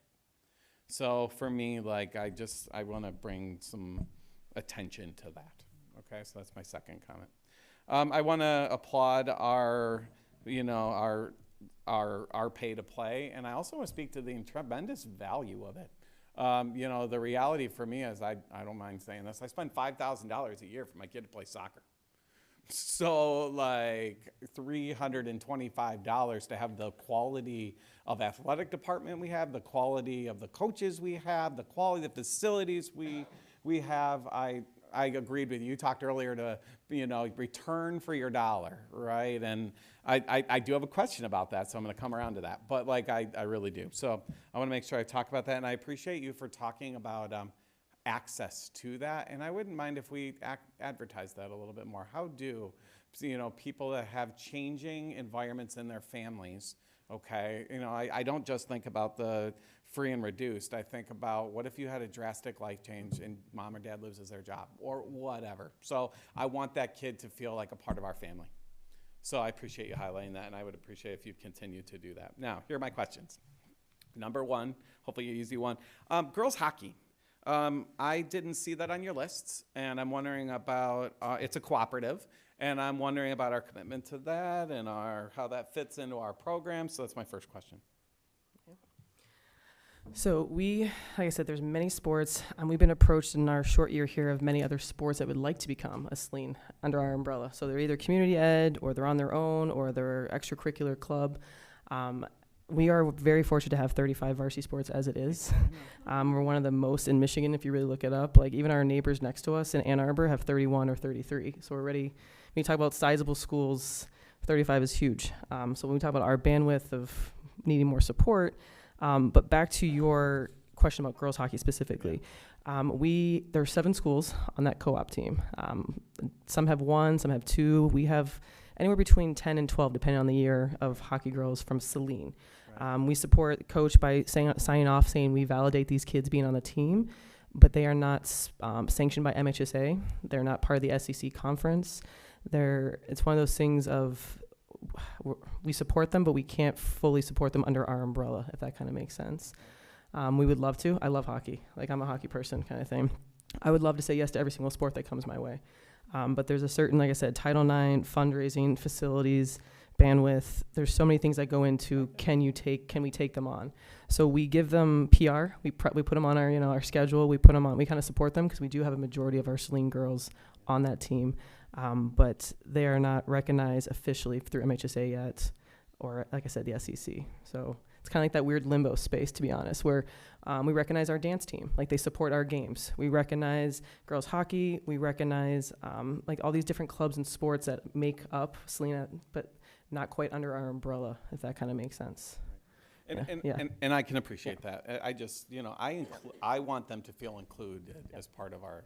So, little things to me, like earning a letter, matter to me. Mm-hmm. Okay, and I hope that we could think about those kinds of things. Let's see. So, can you answer something to me? It's kind of a I don't know question. Mm-hmm. 18 boy sports, 16 girl sports. How is that compliant? Was it? So we have 18 girls. 18 girls, I'm sorry. 18 girls. Are you asking why not boys. 18 and 18? Yeah. So yeah, sorry. It was 18 and 16. It's 18, but are you asking, like, how is that compliant and not, like, why don't we have 18 and 18 kind of thing? I'm reading through the question of what your question is, so yes. Thank you. Yes. So we really look at the numbers. So we have a lot of boys sports that have a freshman team. Some of our girl sports do not. That's what I figured. So we really look at the population size of our school and make sure it's appropriate ratio to what sport opportunities we're providing for our girls. So like I said, our football team is very large. So I need to find a girls team that can match those numbers, kind of thing. And we have a freshman boys soccer team. We're trying to develop a freshman girls team this spring for our soccer team. So we're trying to get those numbers up. So I know on paper that 18, 16, like you said, looks off. But as far as our numbers of student athletes, yeah. That's exactly what I thought was going to be. Okay. Yeah. My next one. You talked about $1.025 million per athlete, and then I whipped through your presentation and tried to find, what's our total number of athletes? I mean, what is that number? I tried to do the math for you, but I couldn't find it. It's 1,300. So 1,300? between 6th grade all the way up to 12th grade of Saline athletics. So I'm not going to lie, like, I'll need some time to do 1.025 million divided by 1,300. Right. But if somebody wants to do that for me while I'm asking questions so I don't get held up. All right, let's see. $1.4 million. Do we have a percent or a comparison to other districts as to what our percentages is versus those around us? From what I've heard, generally it's 1 to 2% of the general budget Right. is what is the operating cost for most athletic departments. But there are some that spend more, and there are some that spend less. But for those less, they aren't in charge of their middle school. It's just the high school athletic alone, and we have high school and middle school in this one budget. I'm sure Miranda or finance department can talk a lot more about what is. I'll ask her. Yeah, I was gonna say that might be a better. I can speak to what I know, but when it comes to that kind of, I'm gonna defer to That's the fine. finance department. No problem. I have no problem with that. I will get to ask that at some point. How do you determine who and what gets security You talked about, like, some events have security, some don't. Is there a process? It's generally based on the size of the crowd that we anticipate. But having said that, we will have for some events, and then there's no crowd to go with it. So we're more than willing to spend the money to err on the side of safety. Yeah. So Does the MHSAA sometimes govern some of that stuff? Like, for example, I know you, like, weird things, like I want to say girls soccer district games or something like that, you have to have a certain level of supervision or... So an administrator is required at every single MHSA level, districts, regionals, and states. So whether it be myself, Mr. Pike, Ms. Stager, Mr. Rafkin, like someone has to be Right. present for all away and home for competitions. Doesn't have to be a police officer, but it has to be an administrator from that school as a representative. All right, and I'm down to 2, and thank you, team, for bearing with me. All right, here we go. You talked about funding for equipment. I understand it. I wonder about safety items, though. I wonder about a football helmet on a kid's head, that kind of thing, right? Like, there have to be some things, equipment-wise, that still fall under our safety umbrella, right? Yes, so helmets is the one thing we actually purchase, kind of thing. Yes, but we do not provide shoulder pads, shin guards, socks, uniforms, any of that kind of. So there's a certain level of what we actually can, because at the end of the day, then our budget is depleted unless I we're got it. being offered, hey, let's add a couple more thousands to our budget. And then we would love to provide more kind of, but to your point is we're not, golf clubs and lacrosse sticks and hockey sticks and that kind of thing. But those bigger safety items, yes, that Yeah, is part of it. Yeah. Okay, and then the last one, we do hear about things. One of the things that I heard a lot about in the fall, and there was a transition, was this big teams transition. How are we assisting families with this better? And like, I will tell you, my own experience was a total nightmare. absolutely. So, It is the good news, I guess I'll start with the good news. It is a one-time only thing. Yes. But I know exactly what experience you're thinking of in that you've signed your kids up for sports before and you're like, oh, I can sit down and do this in 5 minutes. And the trickiest part that we found with big teams was the student had to initiate first and invite the parent to link the account. And once we realized that was the magic connection, then things went more smoothly. As we move on, though, 6th graders become 7th graders. They don't have to reinvent their entire platform and deal with that. But 2 quick things to go back to what you said. One, football helmets, one thing I've learned this year, they have a set life, whether they are used or not. They have an expiration date. And then number 2, $788 is the answer to your question. $788 is 1.025 million divided by 1,300. Did it all in my head. Oh, yeah, no problem. I still got a few now, so we'll get through this meeting at some point. But I thank you, and I know you guys have only been here for a year, and the climate and culture of the athletic department didn't just change, is not going to just change in 1 year. So I do think we have a climate and culture issue in our athletic department, and there is, the public perceives that there are different standards there's for different sporting teams as well as for different athletes within these teams, and that is a perception, and sadly perception is reality until we change that. So I know, I'll just give you a quick story. I know it's going to be a surprise. I did get in trouble in high school. It was my junior year on the wrestling team, and yeah, we messed up, and man, athletic director Clem Corona, I mean, he just quickly, we were kicked off the team, suspended. It was public. We had to do public apologies. We had to write letters to in the Saline Post back then, or the Saline Reporter back then. It was a humbling experience. Humility doesn't hurt anybody. It actually can build character. So I know we sit there and we say we can't really kind of talk about the discipline, but we have to have a way to communicate something to the public, or our perception's never going to change. When we see the kids in the school district and back in class a day later or 2 days later, whatever, all the other kids are looking like, well, why not? Why is this going on? So, and I know I've talked to Steve a little bit about this in the past, that is there a way, we don't have to say, okay, these people got in trouble, these are the names of the people, and put it in the Saline Reporter anymore.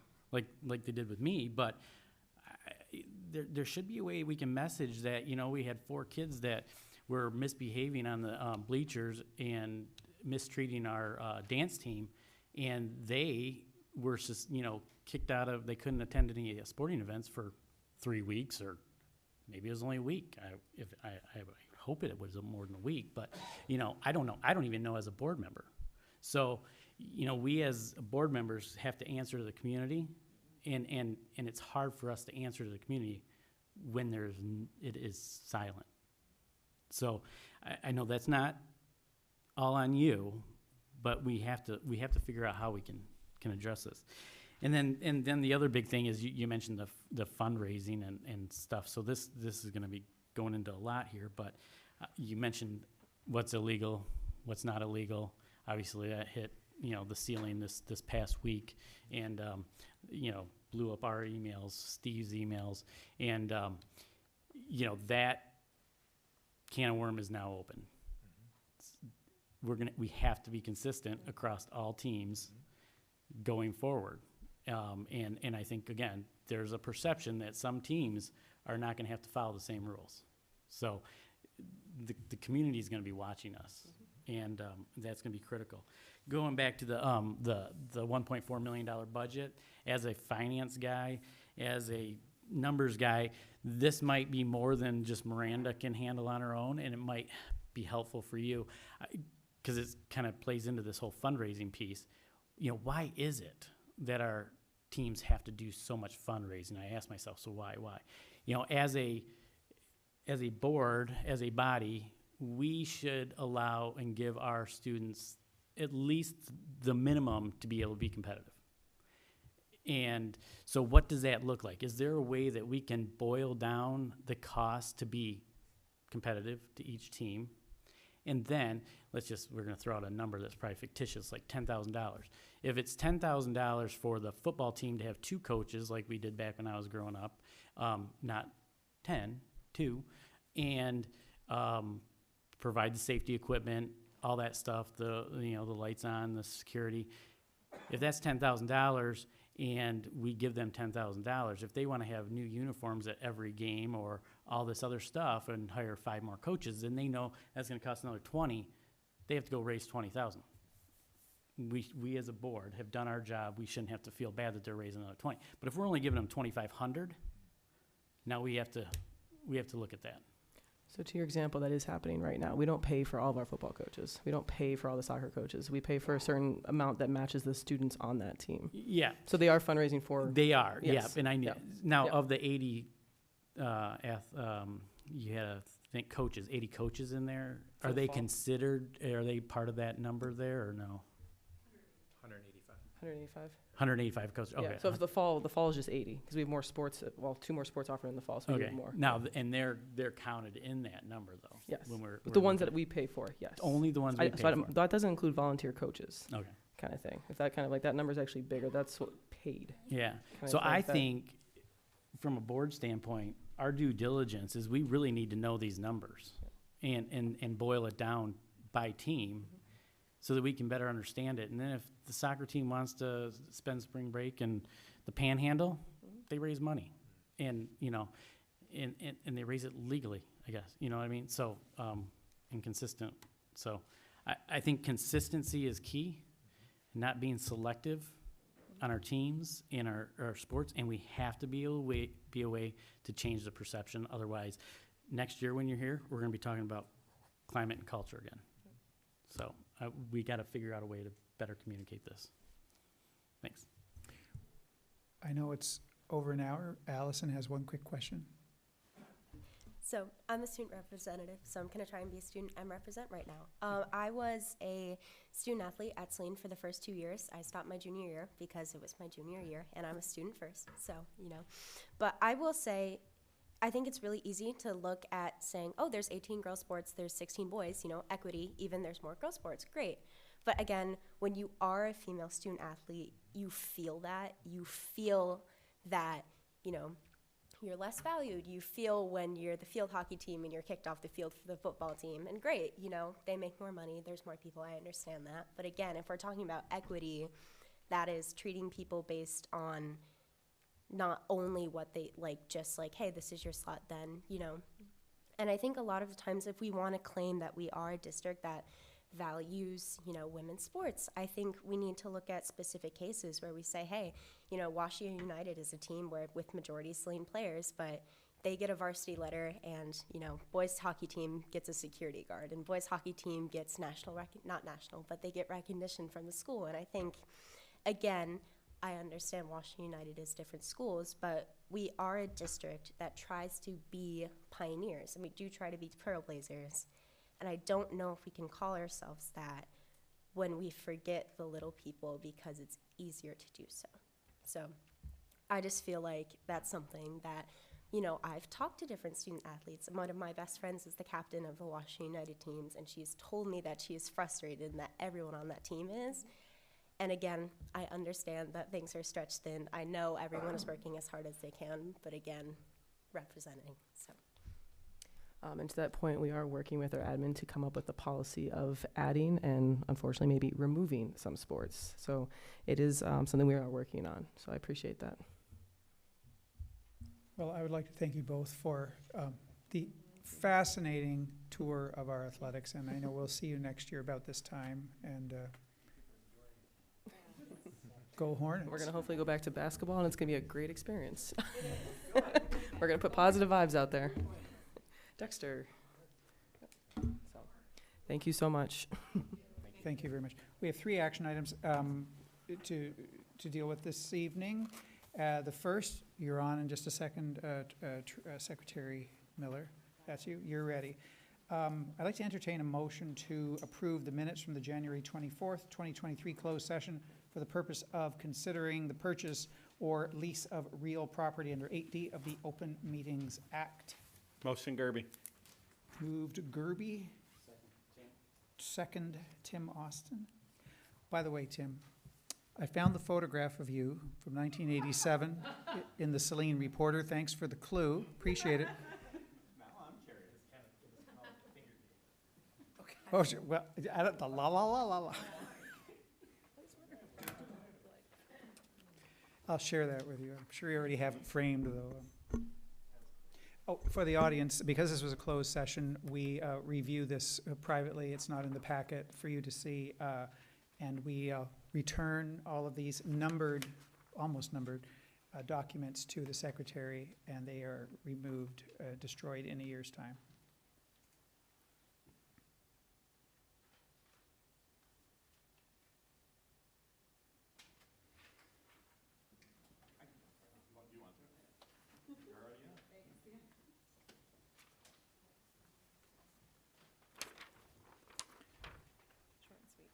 It is, thank you.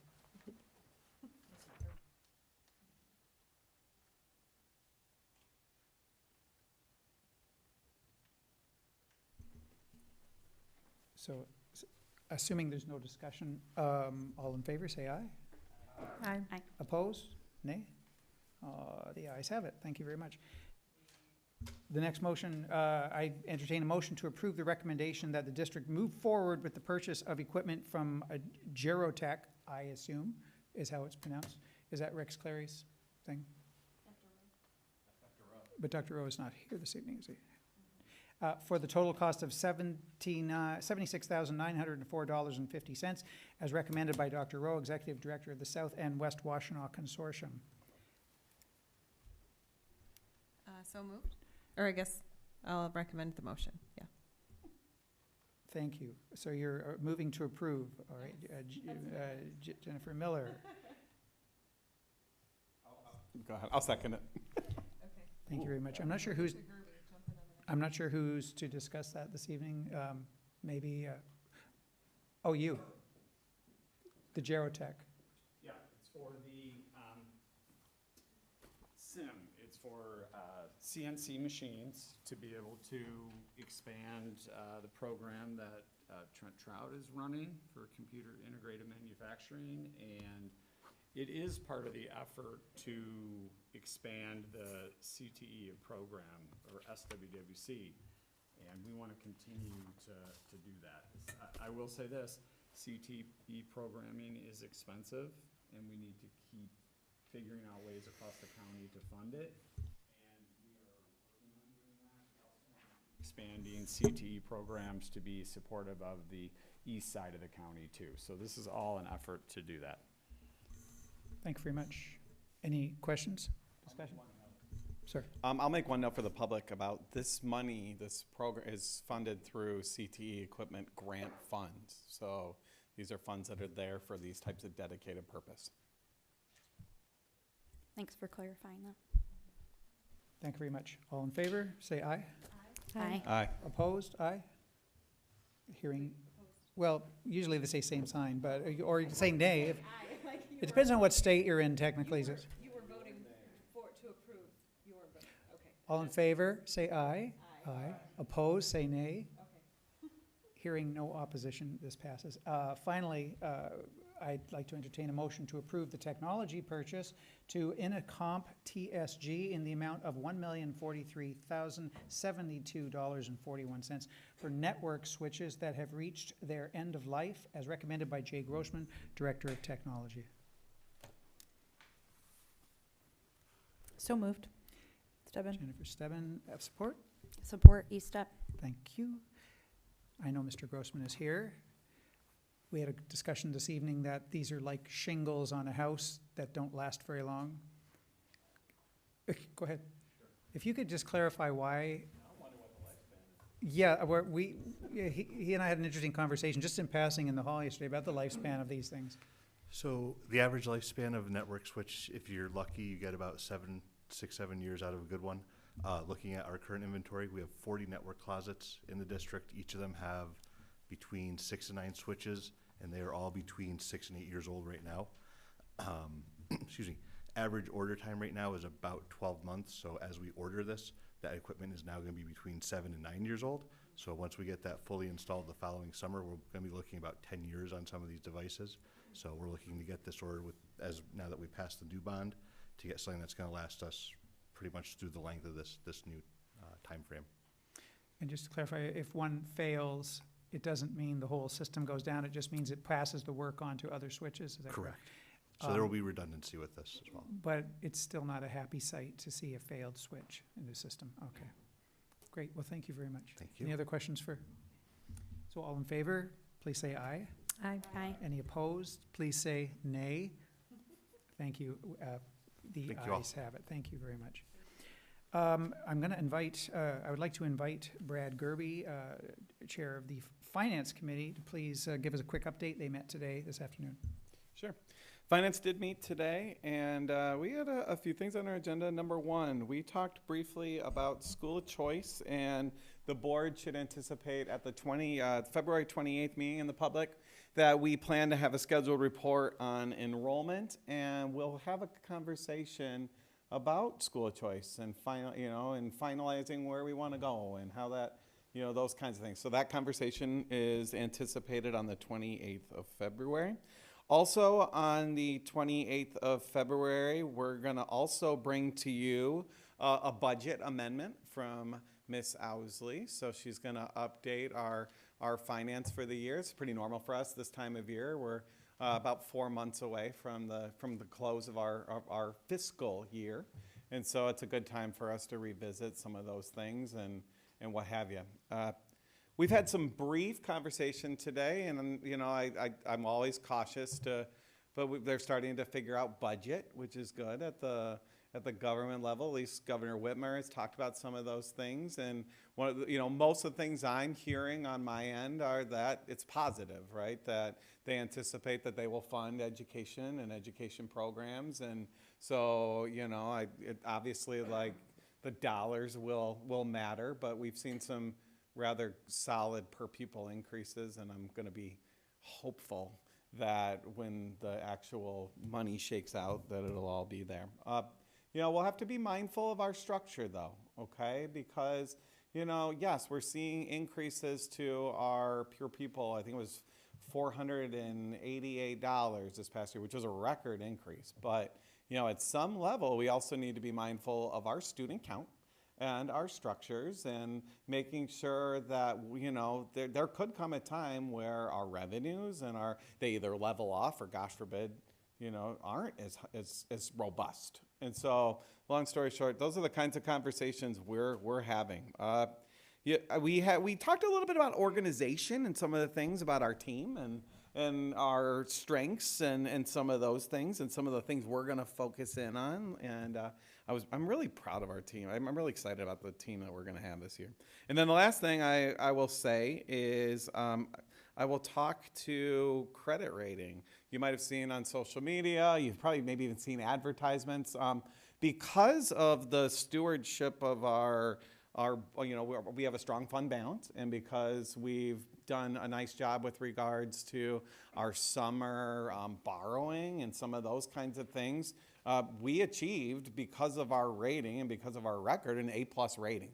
Now, why does that matter? It matters to the public because this is going to enhance, one, our ability to go out and be attractive to bond applicants, which we want to do. And then the second thing is it should allow us to reduce the interest that we pay on these bonds, thus allowing us to pay off the bonds more efficiently. And I think that anyone who's a taxpayer would be interested in having that occur. So long story short, I'm happy about it and I'm proud of the A+ rating because I think that reflects Miranda and the commitment of our team, but it also reflects our community and the fact that our community said we're worth doing this and let's do this and let's trust us to be good stewards of the money. So anyway, so that's what I've got. Any questions? I have one. Which bond rating agency gave us the A+? Well, can you help me? Thank- S&P, that's what I thought. Super, thank you. Appreciate that, Brad. And this is in addition, you finished the meeting and roar in here and you're ready to provide a report. I appreciate that, thank you. So at this time, I'd like to invite the administration, our student representative, and any board members to share brief updates with the community. And I can work my way starting from the student representative, how's that? Well, happy Valentine's Day. Oh, is that today? It is today, indeed. Just at the high school, thank you to Student Council and NHS and Writing Center and the choir for making a very eventful day. I was able to witness 2 singograms, saw a lot of flowers around, got a lot of candy, saw a lot of the hearts that Student Council put up. So just a very fun day at the high school. So thank you to everyone who made that happen. Spencer's presentation earlier, Key Club's presentation earlier made me think of just all the volunteer hours that we have, Builders Club and NHS and Student Council and Key Club. We have so many service hours just racked up in the Saline districts and Capstone and all of our service trips. There's one going to Puerto Rico this weekend, and it's just a very service-oriented district. And again, that's just something I think we should all be proud of. The dance team took 9th place at the DTU Regionals and 5th place at the Pistons Classic.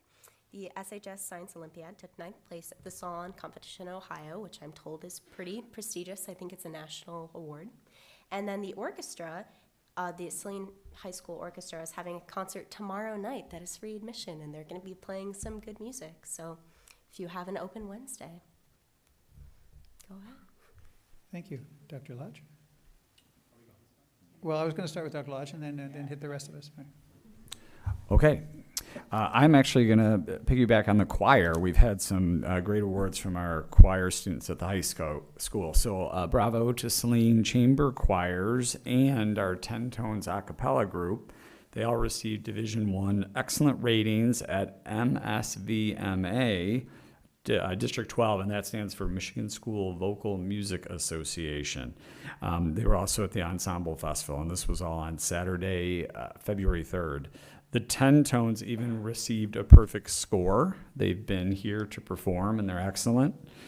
Our solo events also received some top scores and great feedback from clinicians, and some of those soloists include Wilhelmina Churchill-Torres, Annika Lindstrom, Ava Mitten, Leo Musap, Isaac Routen, Reese Welliver, and Landy Williams. And we also want to congratulate Isaiah Gifford and Leo Musap, who performed with the Michigan State Honors Choir on Saturday, January 21st in Grand Rapids. Terrific job by our students and also our great vocal music teacher, Mrs. Price at the high school. I also want to point out that on March 10th, we have an event called EMU Invent, and this is supported. We have Saline area school students who have been making a distinctive presence at EMU's invention education programs. We have over 10 elementary, middle school, and high school students who will be demonstrating inventions at this showcase and competition, again on March 10th. And if any of you would like to join Anna and myself, we're going to be there roughly from 9 to 10:30 in the morning. It's on a Friday. Let either of us know. We'd love to have you come around and see these great inventions by our students. It really fits really well with the 4 C's education we talk a lot about and how supportive we want to be towards it. Also, coming up this Friday is the Saline Middle School Career Fair, and I'm really excited about it because it's the first time that I'm presenting as the honor of being superintendent, and I actually want to showcase what I consider a great job for students and explore that with them. And I want to thank Kim Bryant for organizing this. She's a parent in the district who has been doing this for years. It's a great opportunity for students to see different types of careers beyond what they might know that their parents have done or other family members. That's often the way in which kids learn about different careers, and we want to expand that so that they have a number of opportunities. And then also thank Anna for getting me organized for the event. That's important. And then finally, we have a great professional development symposium happening this Friday. Kara Davis and the teaching and learning team are leading that, and we have over 30 sessions where our teachers are presenting to other teachers to showcase best practices. That's really important as we continue to always focus on lifelong learning and improving our craft. Thank you. Quick question, the EMU event is here or? Oh, sorry, it's at EMU. Thank you. Yeah, at EMU. Secretary Miller, Do you want to go? Okay. I'll Okay. let you all choose which order you're going to go in. Okay. First, I just wanted to say kudos to Kara and her team for organizing the symposium.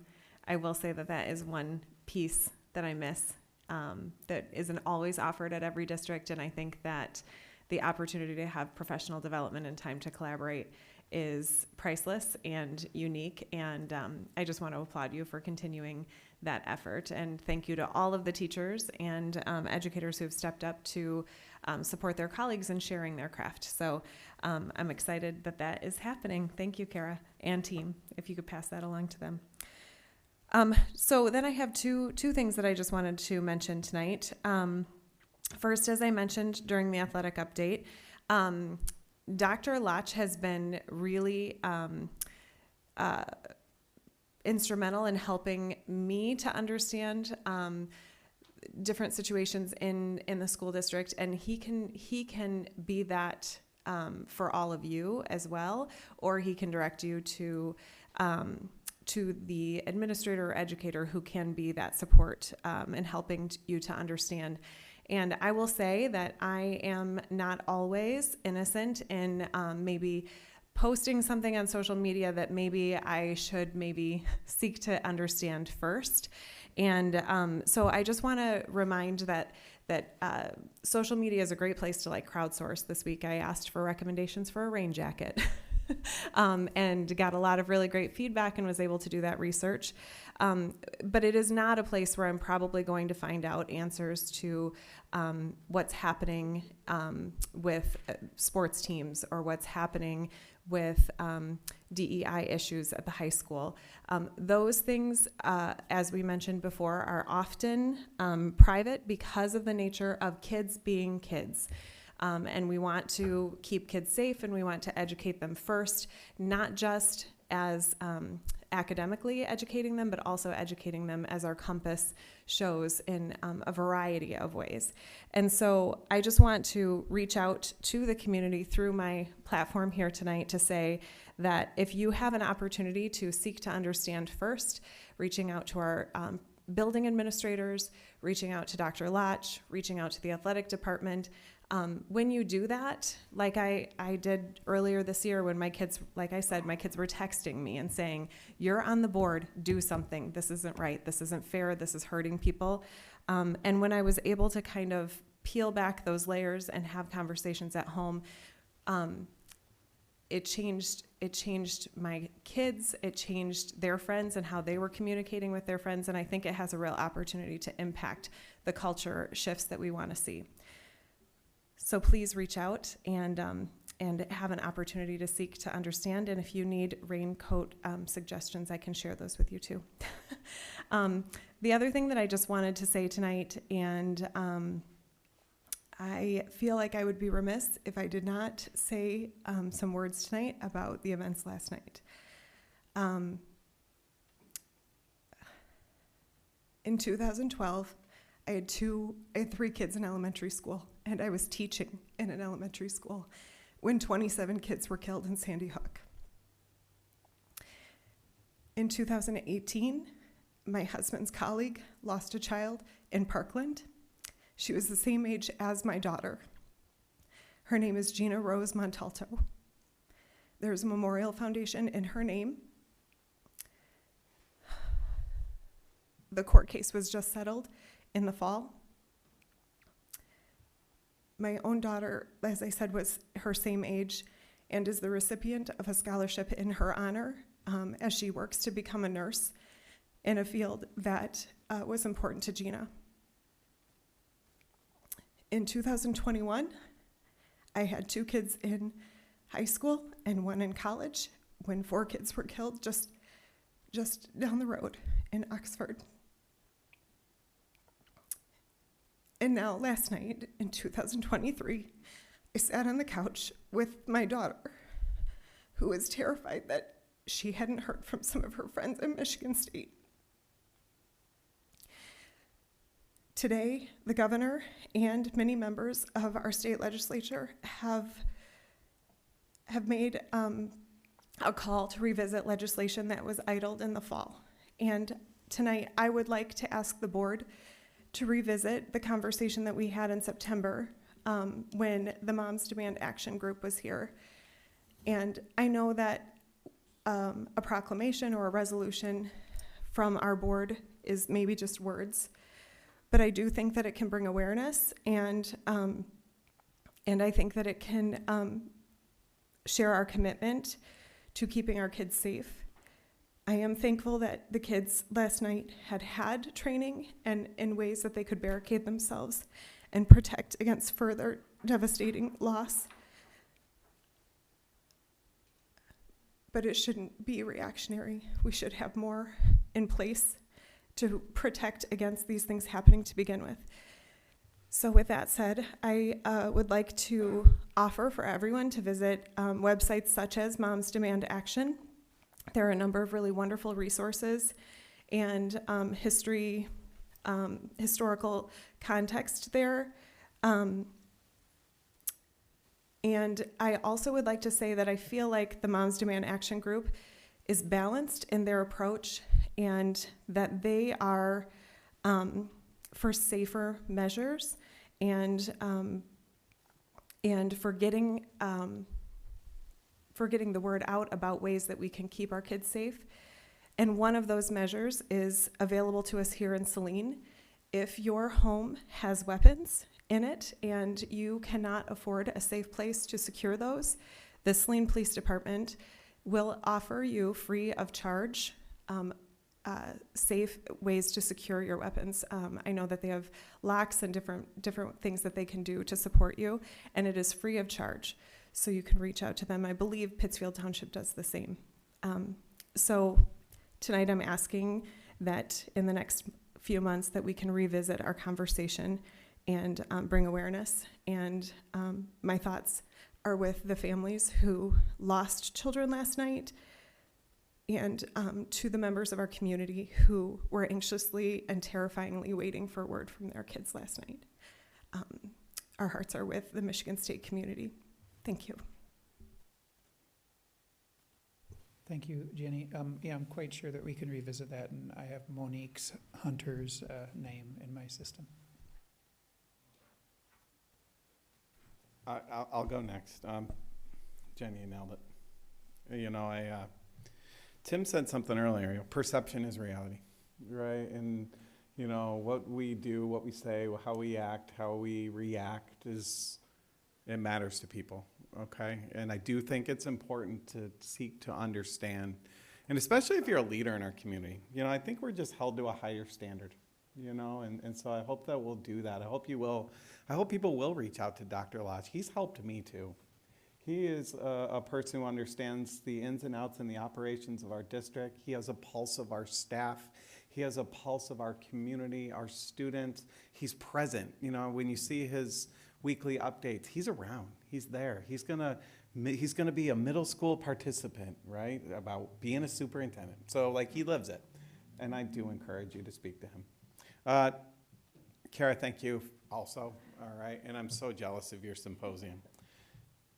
And then I want to be serious for a minute, and I want to speak to my experience too. And I'm sad and glad I get to go after Jenny. You did such an incredible job. I wrote down my thoughts because they are so personal to me, and so here we go. I absolutely despise that I am once again discussing the need for sensible action regarding guns in schools.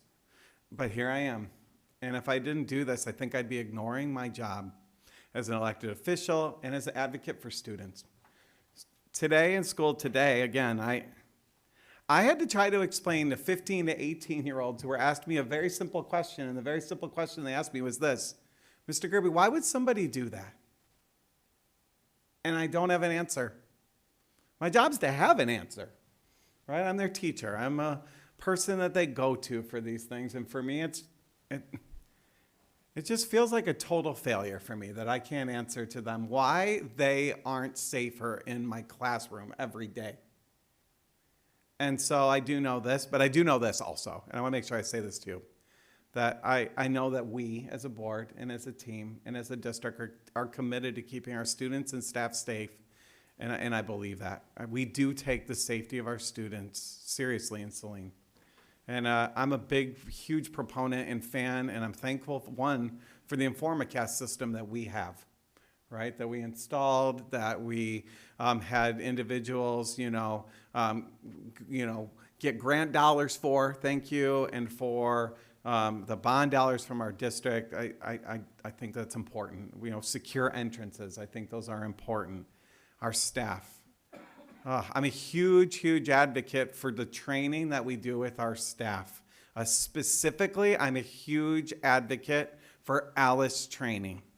It is an uncomfortable training. It is a difficult training. It is hard on staff. It is hard on providers. It is hard on, I know. But what I was comforted by last night was the fact that at Michigan State, there was quick communication. There was communication that went out to the students to get safe. There were students who understood, and I don't love this, that like what it meant to do the measures they had to do to be safe. And I think we need to practice those things. I think we need to drill it, and I understand it's a topic that's challenging, but I just, so I thank you, Kurt. I know that our HR department does a good job of training on that, and I will encourage you, Kurt, to our new staff, our new hires, we need to maintain and continue and have regular trainings, in my opinion, about ALICE, and I know you don't, and no one likes doing it, but I thank you for taking the commitment to do it, and please continue. And I also want to thank our staff members today, like me and other teachers who had to stand in front of a bunch of students today and try to answer that question and tried to come up with answers.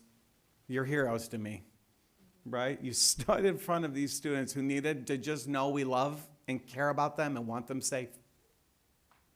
I thank you for that, okay? I thank you for the hugs you gave my kid today. Anyway, I read a quote today, and I'm going to try to finish up quickly here. I would say, it was from a prominent individual, and the person said this. I would say that you either care about protecting kids or you don't.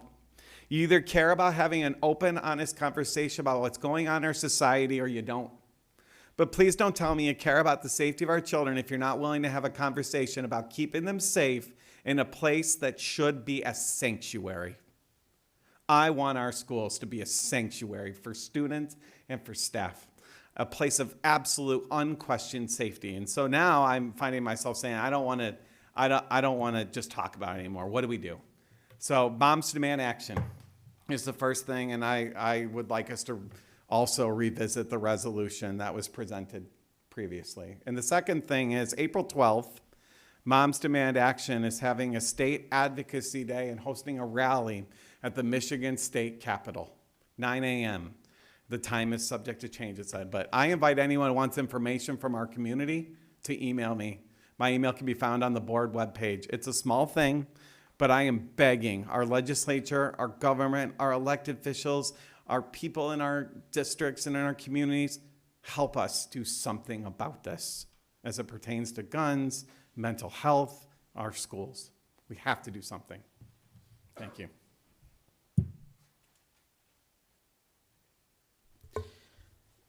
So I wasn't going to say much, I guess, but it's already been brought up. So, last night I sat there on my phone texting back and forth with my daughter at Michigan State. Today I drive up there to pick her up.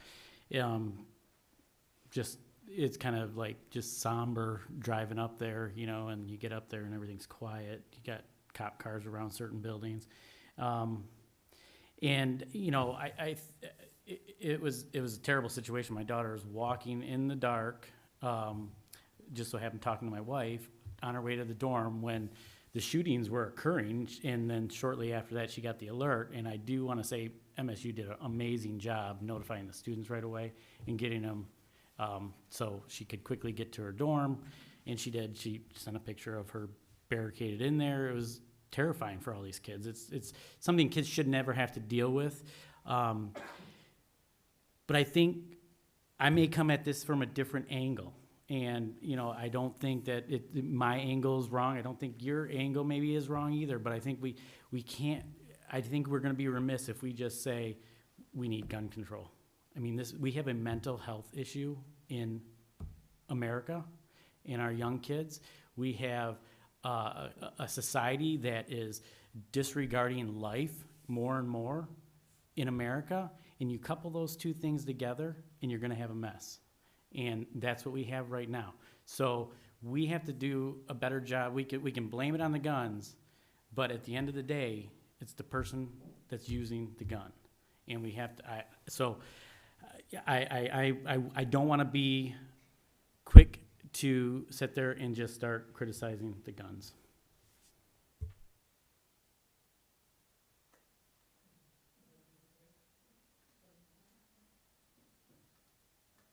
I'll go.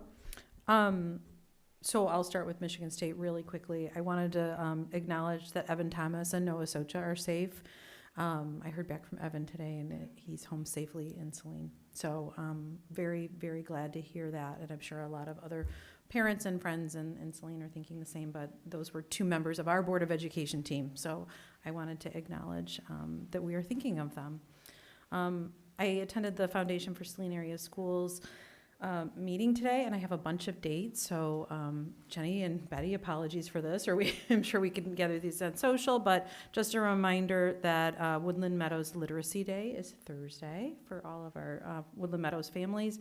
Like Steve, I'm excited to be at Career Day, and again, shout out to Kim Bryant for organizing when I talked to them about positive leadership on Friday, so looking forward to that. February 22nd is the last day to buy a ticket to Blue Jeans and Bling. So that's the foundation's fundraiser that will be at the Kensington this year on March 4th. March 17th is the day that Lauren and I will be dropping off our basket for Saline Area Social Service. The board will be sponsoring a basket. I'm starting to take donations and gifts for the basket. Lauren brought this tonight along with some other trustees who brought items. It is a Build a Blizzard, so that could be from Snow Days Steve. So I hope that everybody votes for her basket and it goes to a family that can really use and gets a snow day, maybe, I don't know. But our basket will be STEAM focus to acknowledge our appreciation for the passing of the bond. Other exciting dates are our Young Fives and Kindergarten Roundups will be in person this year. So Woodland Meadows will go first on May 10th, Pleasant Ridge on May 17th, And on May 24th, it will be our Harvest Friends. So can't wait to see all of the upcoming littles in the buildings.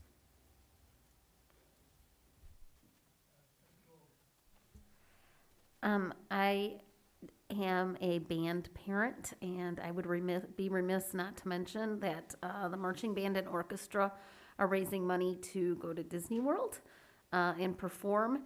And in that vein, if you need a mattress, there are great deals on brand name mattresses going to be set up in the Saline gym on February 25th. And if you designate a student's name, it helps cover the cost of their trip. So I would like to say that in gratitude to the music boosters. I don't want to say too much about our national tragedy of gun deaths of children, which is now a leading cause of death among kids. But I would like to say, echoing Trustee Austin's comments on another issue, sometimes we got to get caught trying, and our kids want to see us trying. And I commend the board for thinking about ways that we can grab an oar.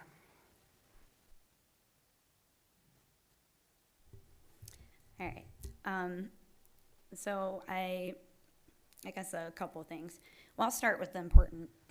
It's all important, but of course. But business of the board. So we had the Sex Education Advisory Board meeting yesterday, and K through 12 Insight gave a presentation to the board. And it was an overview of the survey results from parents, students, and staff. And so it provided a lot of insight, and I think things that national standards in sex ed have recommended, and some of the concerns that students had. And so I'm really excited for CAB or SEEB to get into that, and hopefully soon, recommend something to the board. I don't know what the timeline is on that, but we got those preliminary results, and I think it'll be super helpful in backing up whatever the SEEB decides to recommend. So, Black History Month. I know there's celebrations. I know that books are being read at different schools with Black characters, Black authors. I would like to hear more about like how Black voices, representation, and celebrating people of color are being elevated in the district level, building and classrooms.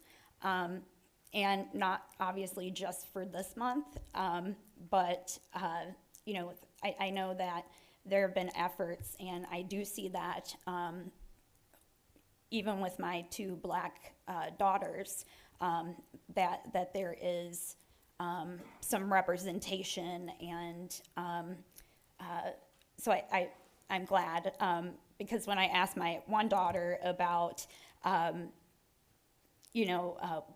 she, heard any, has she been learning about Black,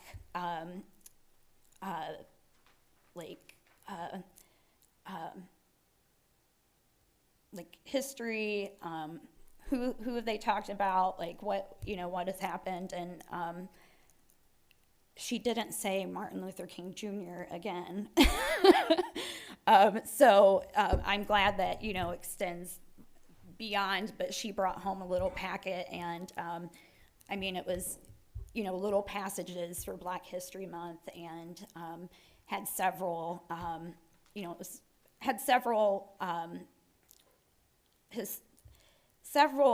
history pieces in there, and I thought that was wonderful. I also heard from a parent that there's a science teacher who is featuring Black scientists and talking about them this month, and I think that's fantastic, you know, in a science class, right? You wouldn't necessarily, you know, be the front of your mind. So I think that's really wonderful that we have people doing that in our district. Lastly, Michigan State University. I'm holding the LMSU community, family, and friends in my heart. I'm ashamed to say that I've increasingly become numb over the years. However, sometimes it hits me so hard that I'm taken straight back to Virginia Tech on that horrific day nearly 17 years ago. I received my bachelor's degree from Virginia Tech, and my wife received her master's and was working on her PhD at the time that the shootings happened, so we were there. And so over the years in trainings I've done at universities with, you know, safety, I've heard people, you know, trainers stand up there, and I've heard over and over, this will never happen here, but just in case. I feel like, you know, I would go up and share my experience, right, about Virginia Tech and be like, yeah, we didn't think this would happen, like, here in the Blue Ridge Mountains either, but it did. And I don't think any trainer now would even say that, because it's happening all the time. Like, you know, the fact that last year we had, you know, a shooting down the road as well at Oxford, and it impacts so many people beyond just that, you know, school and or grocery store or whatever. And I think a lot of us have been, you know, hit with it in various forms. And I know that the families of LMSU community is going to be, it's painful, right? I do like what some of my board members have said about bringing a resolution and some proactive actions that we can take in the district for gun safety. I think that's super important. And also, in Michigan, I think we have an opportunity with our elected officials and our lawmakers have a real opportunity to lead at the state level and in the country at creating stronger laws and hopefully reduce the gun violence and violence, any violence really, but you know, this shouldn't be the norm. Yeah, okay. So yeah. Thank you, Trustee Eastep, and thank you to all my colleagues and board members for their heartfelt comments. We have one piece of business left to do before we bring up our final public comment. Folks who have been waiting patiently, and I appreciate that deeply. On the consent agenda is listed in this agenda, and each item will not be read aloud. The motion noted will allow for the authorization of all the listed items without discussion unless a member of the board requests that any one or all of them be considered individually. I'll entertain a motion to authorize the consent agenda as printed. Motion, Gerby. Thank you, Gerby. Second, Tim. And Trustee Austin, seconds. All in favor? Hi. Opposed?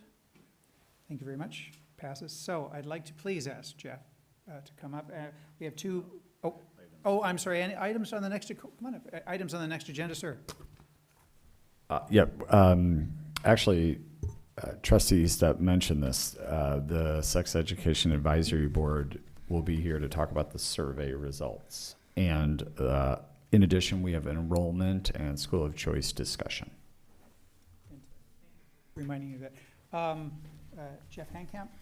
Yep, my name is Jeff Handcamp. I'm a graduate from Saline High School in 1991 and currently have a son who will graduate in 2024.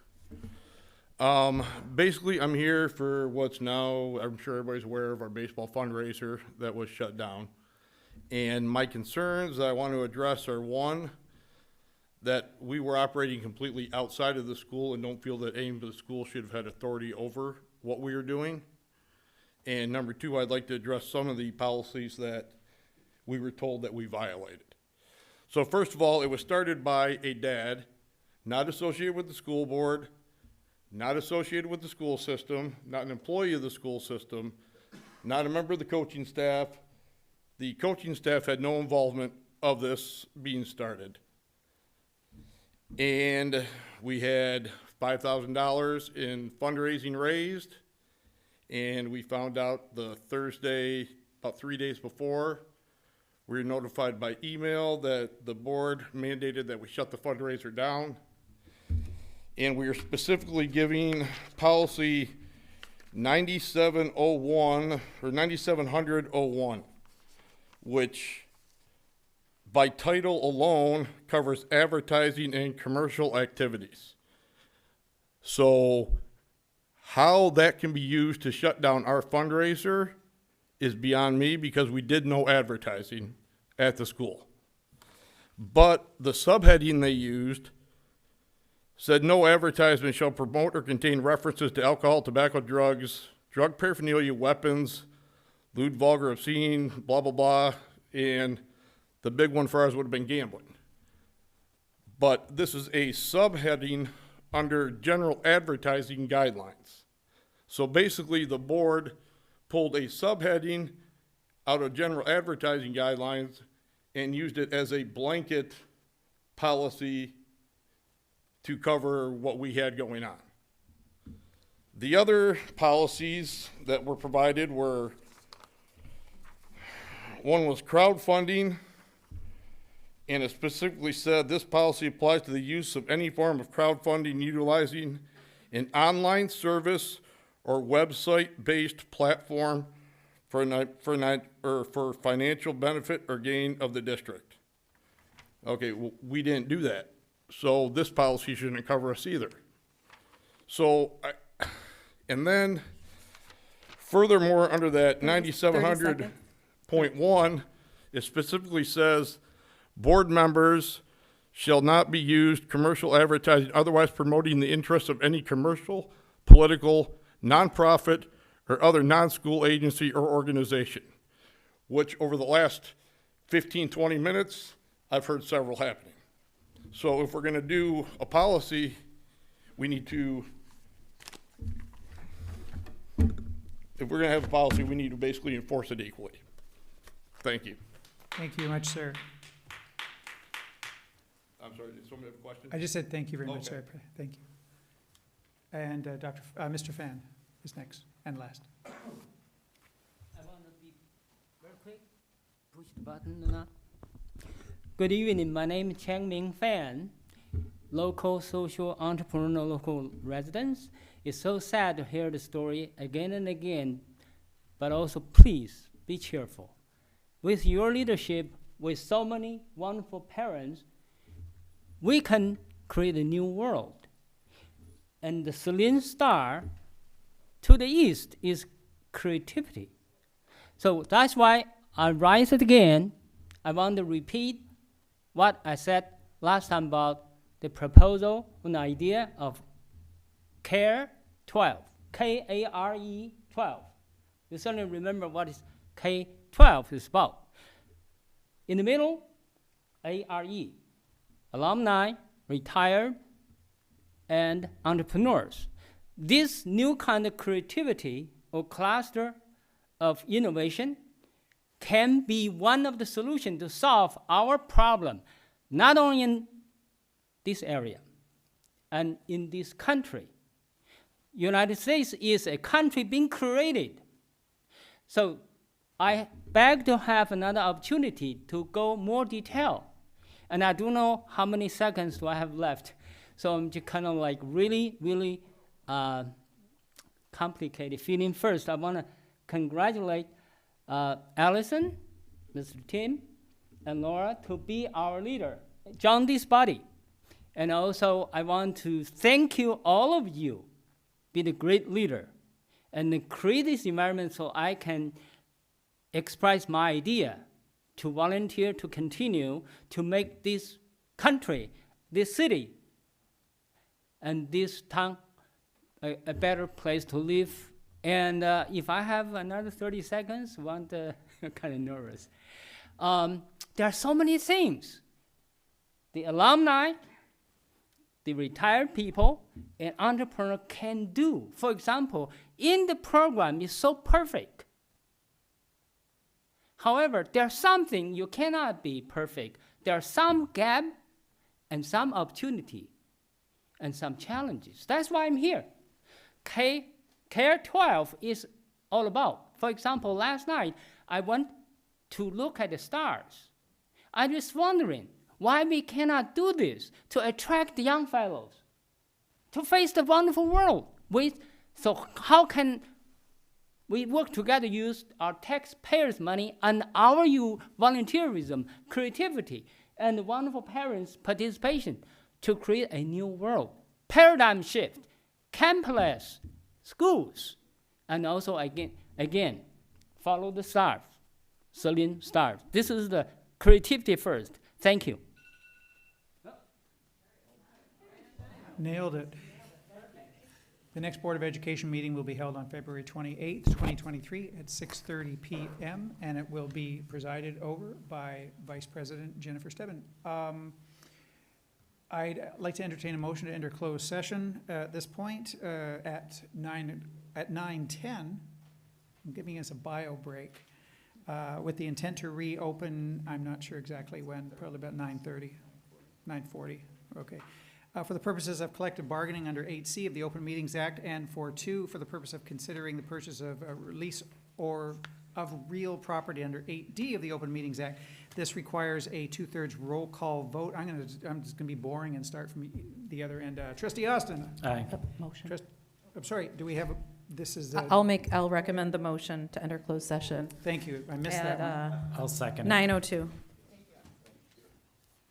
Do we have any support of that motion? That would be Tim Austin supporting. So the roll call vote would be Tim Austin, oh, sorry. Aye. Trustee Gold. Aye. Trustee Gerby. Aye. Vice President Stebbin. Aye. Secretary Miller. Aye. Trustee Eastep. Aye. And McVeigh, aye, so thank you. Would members of the public in attendance now please politely leave? Thank you.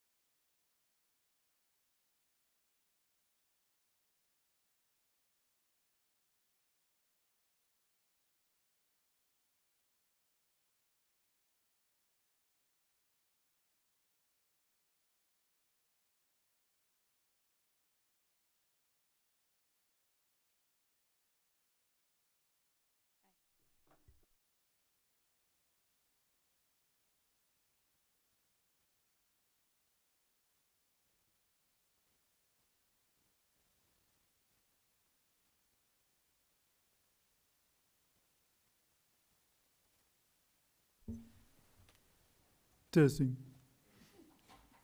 Like to recommend a motion to adjourn tonight's meeting at 10:13. So moved, Miller. Support, Eastep. Thank you. All in favor? Aye. All opposed? That was a nail biter of a vote.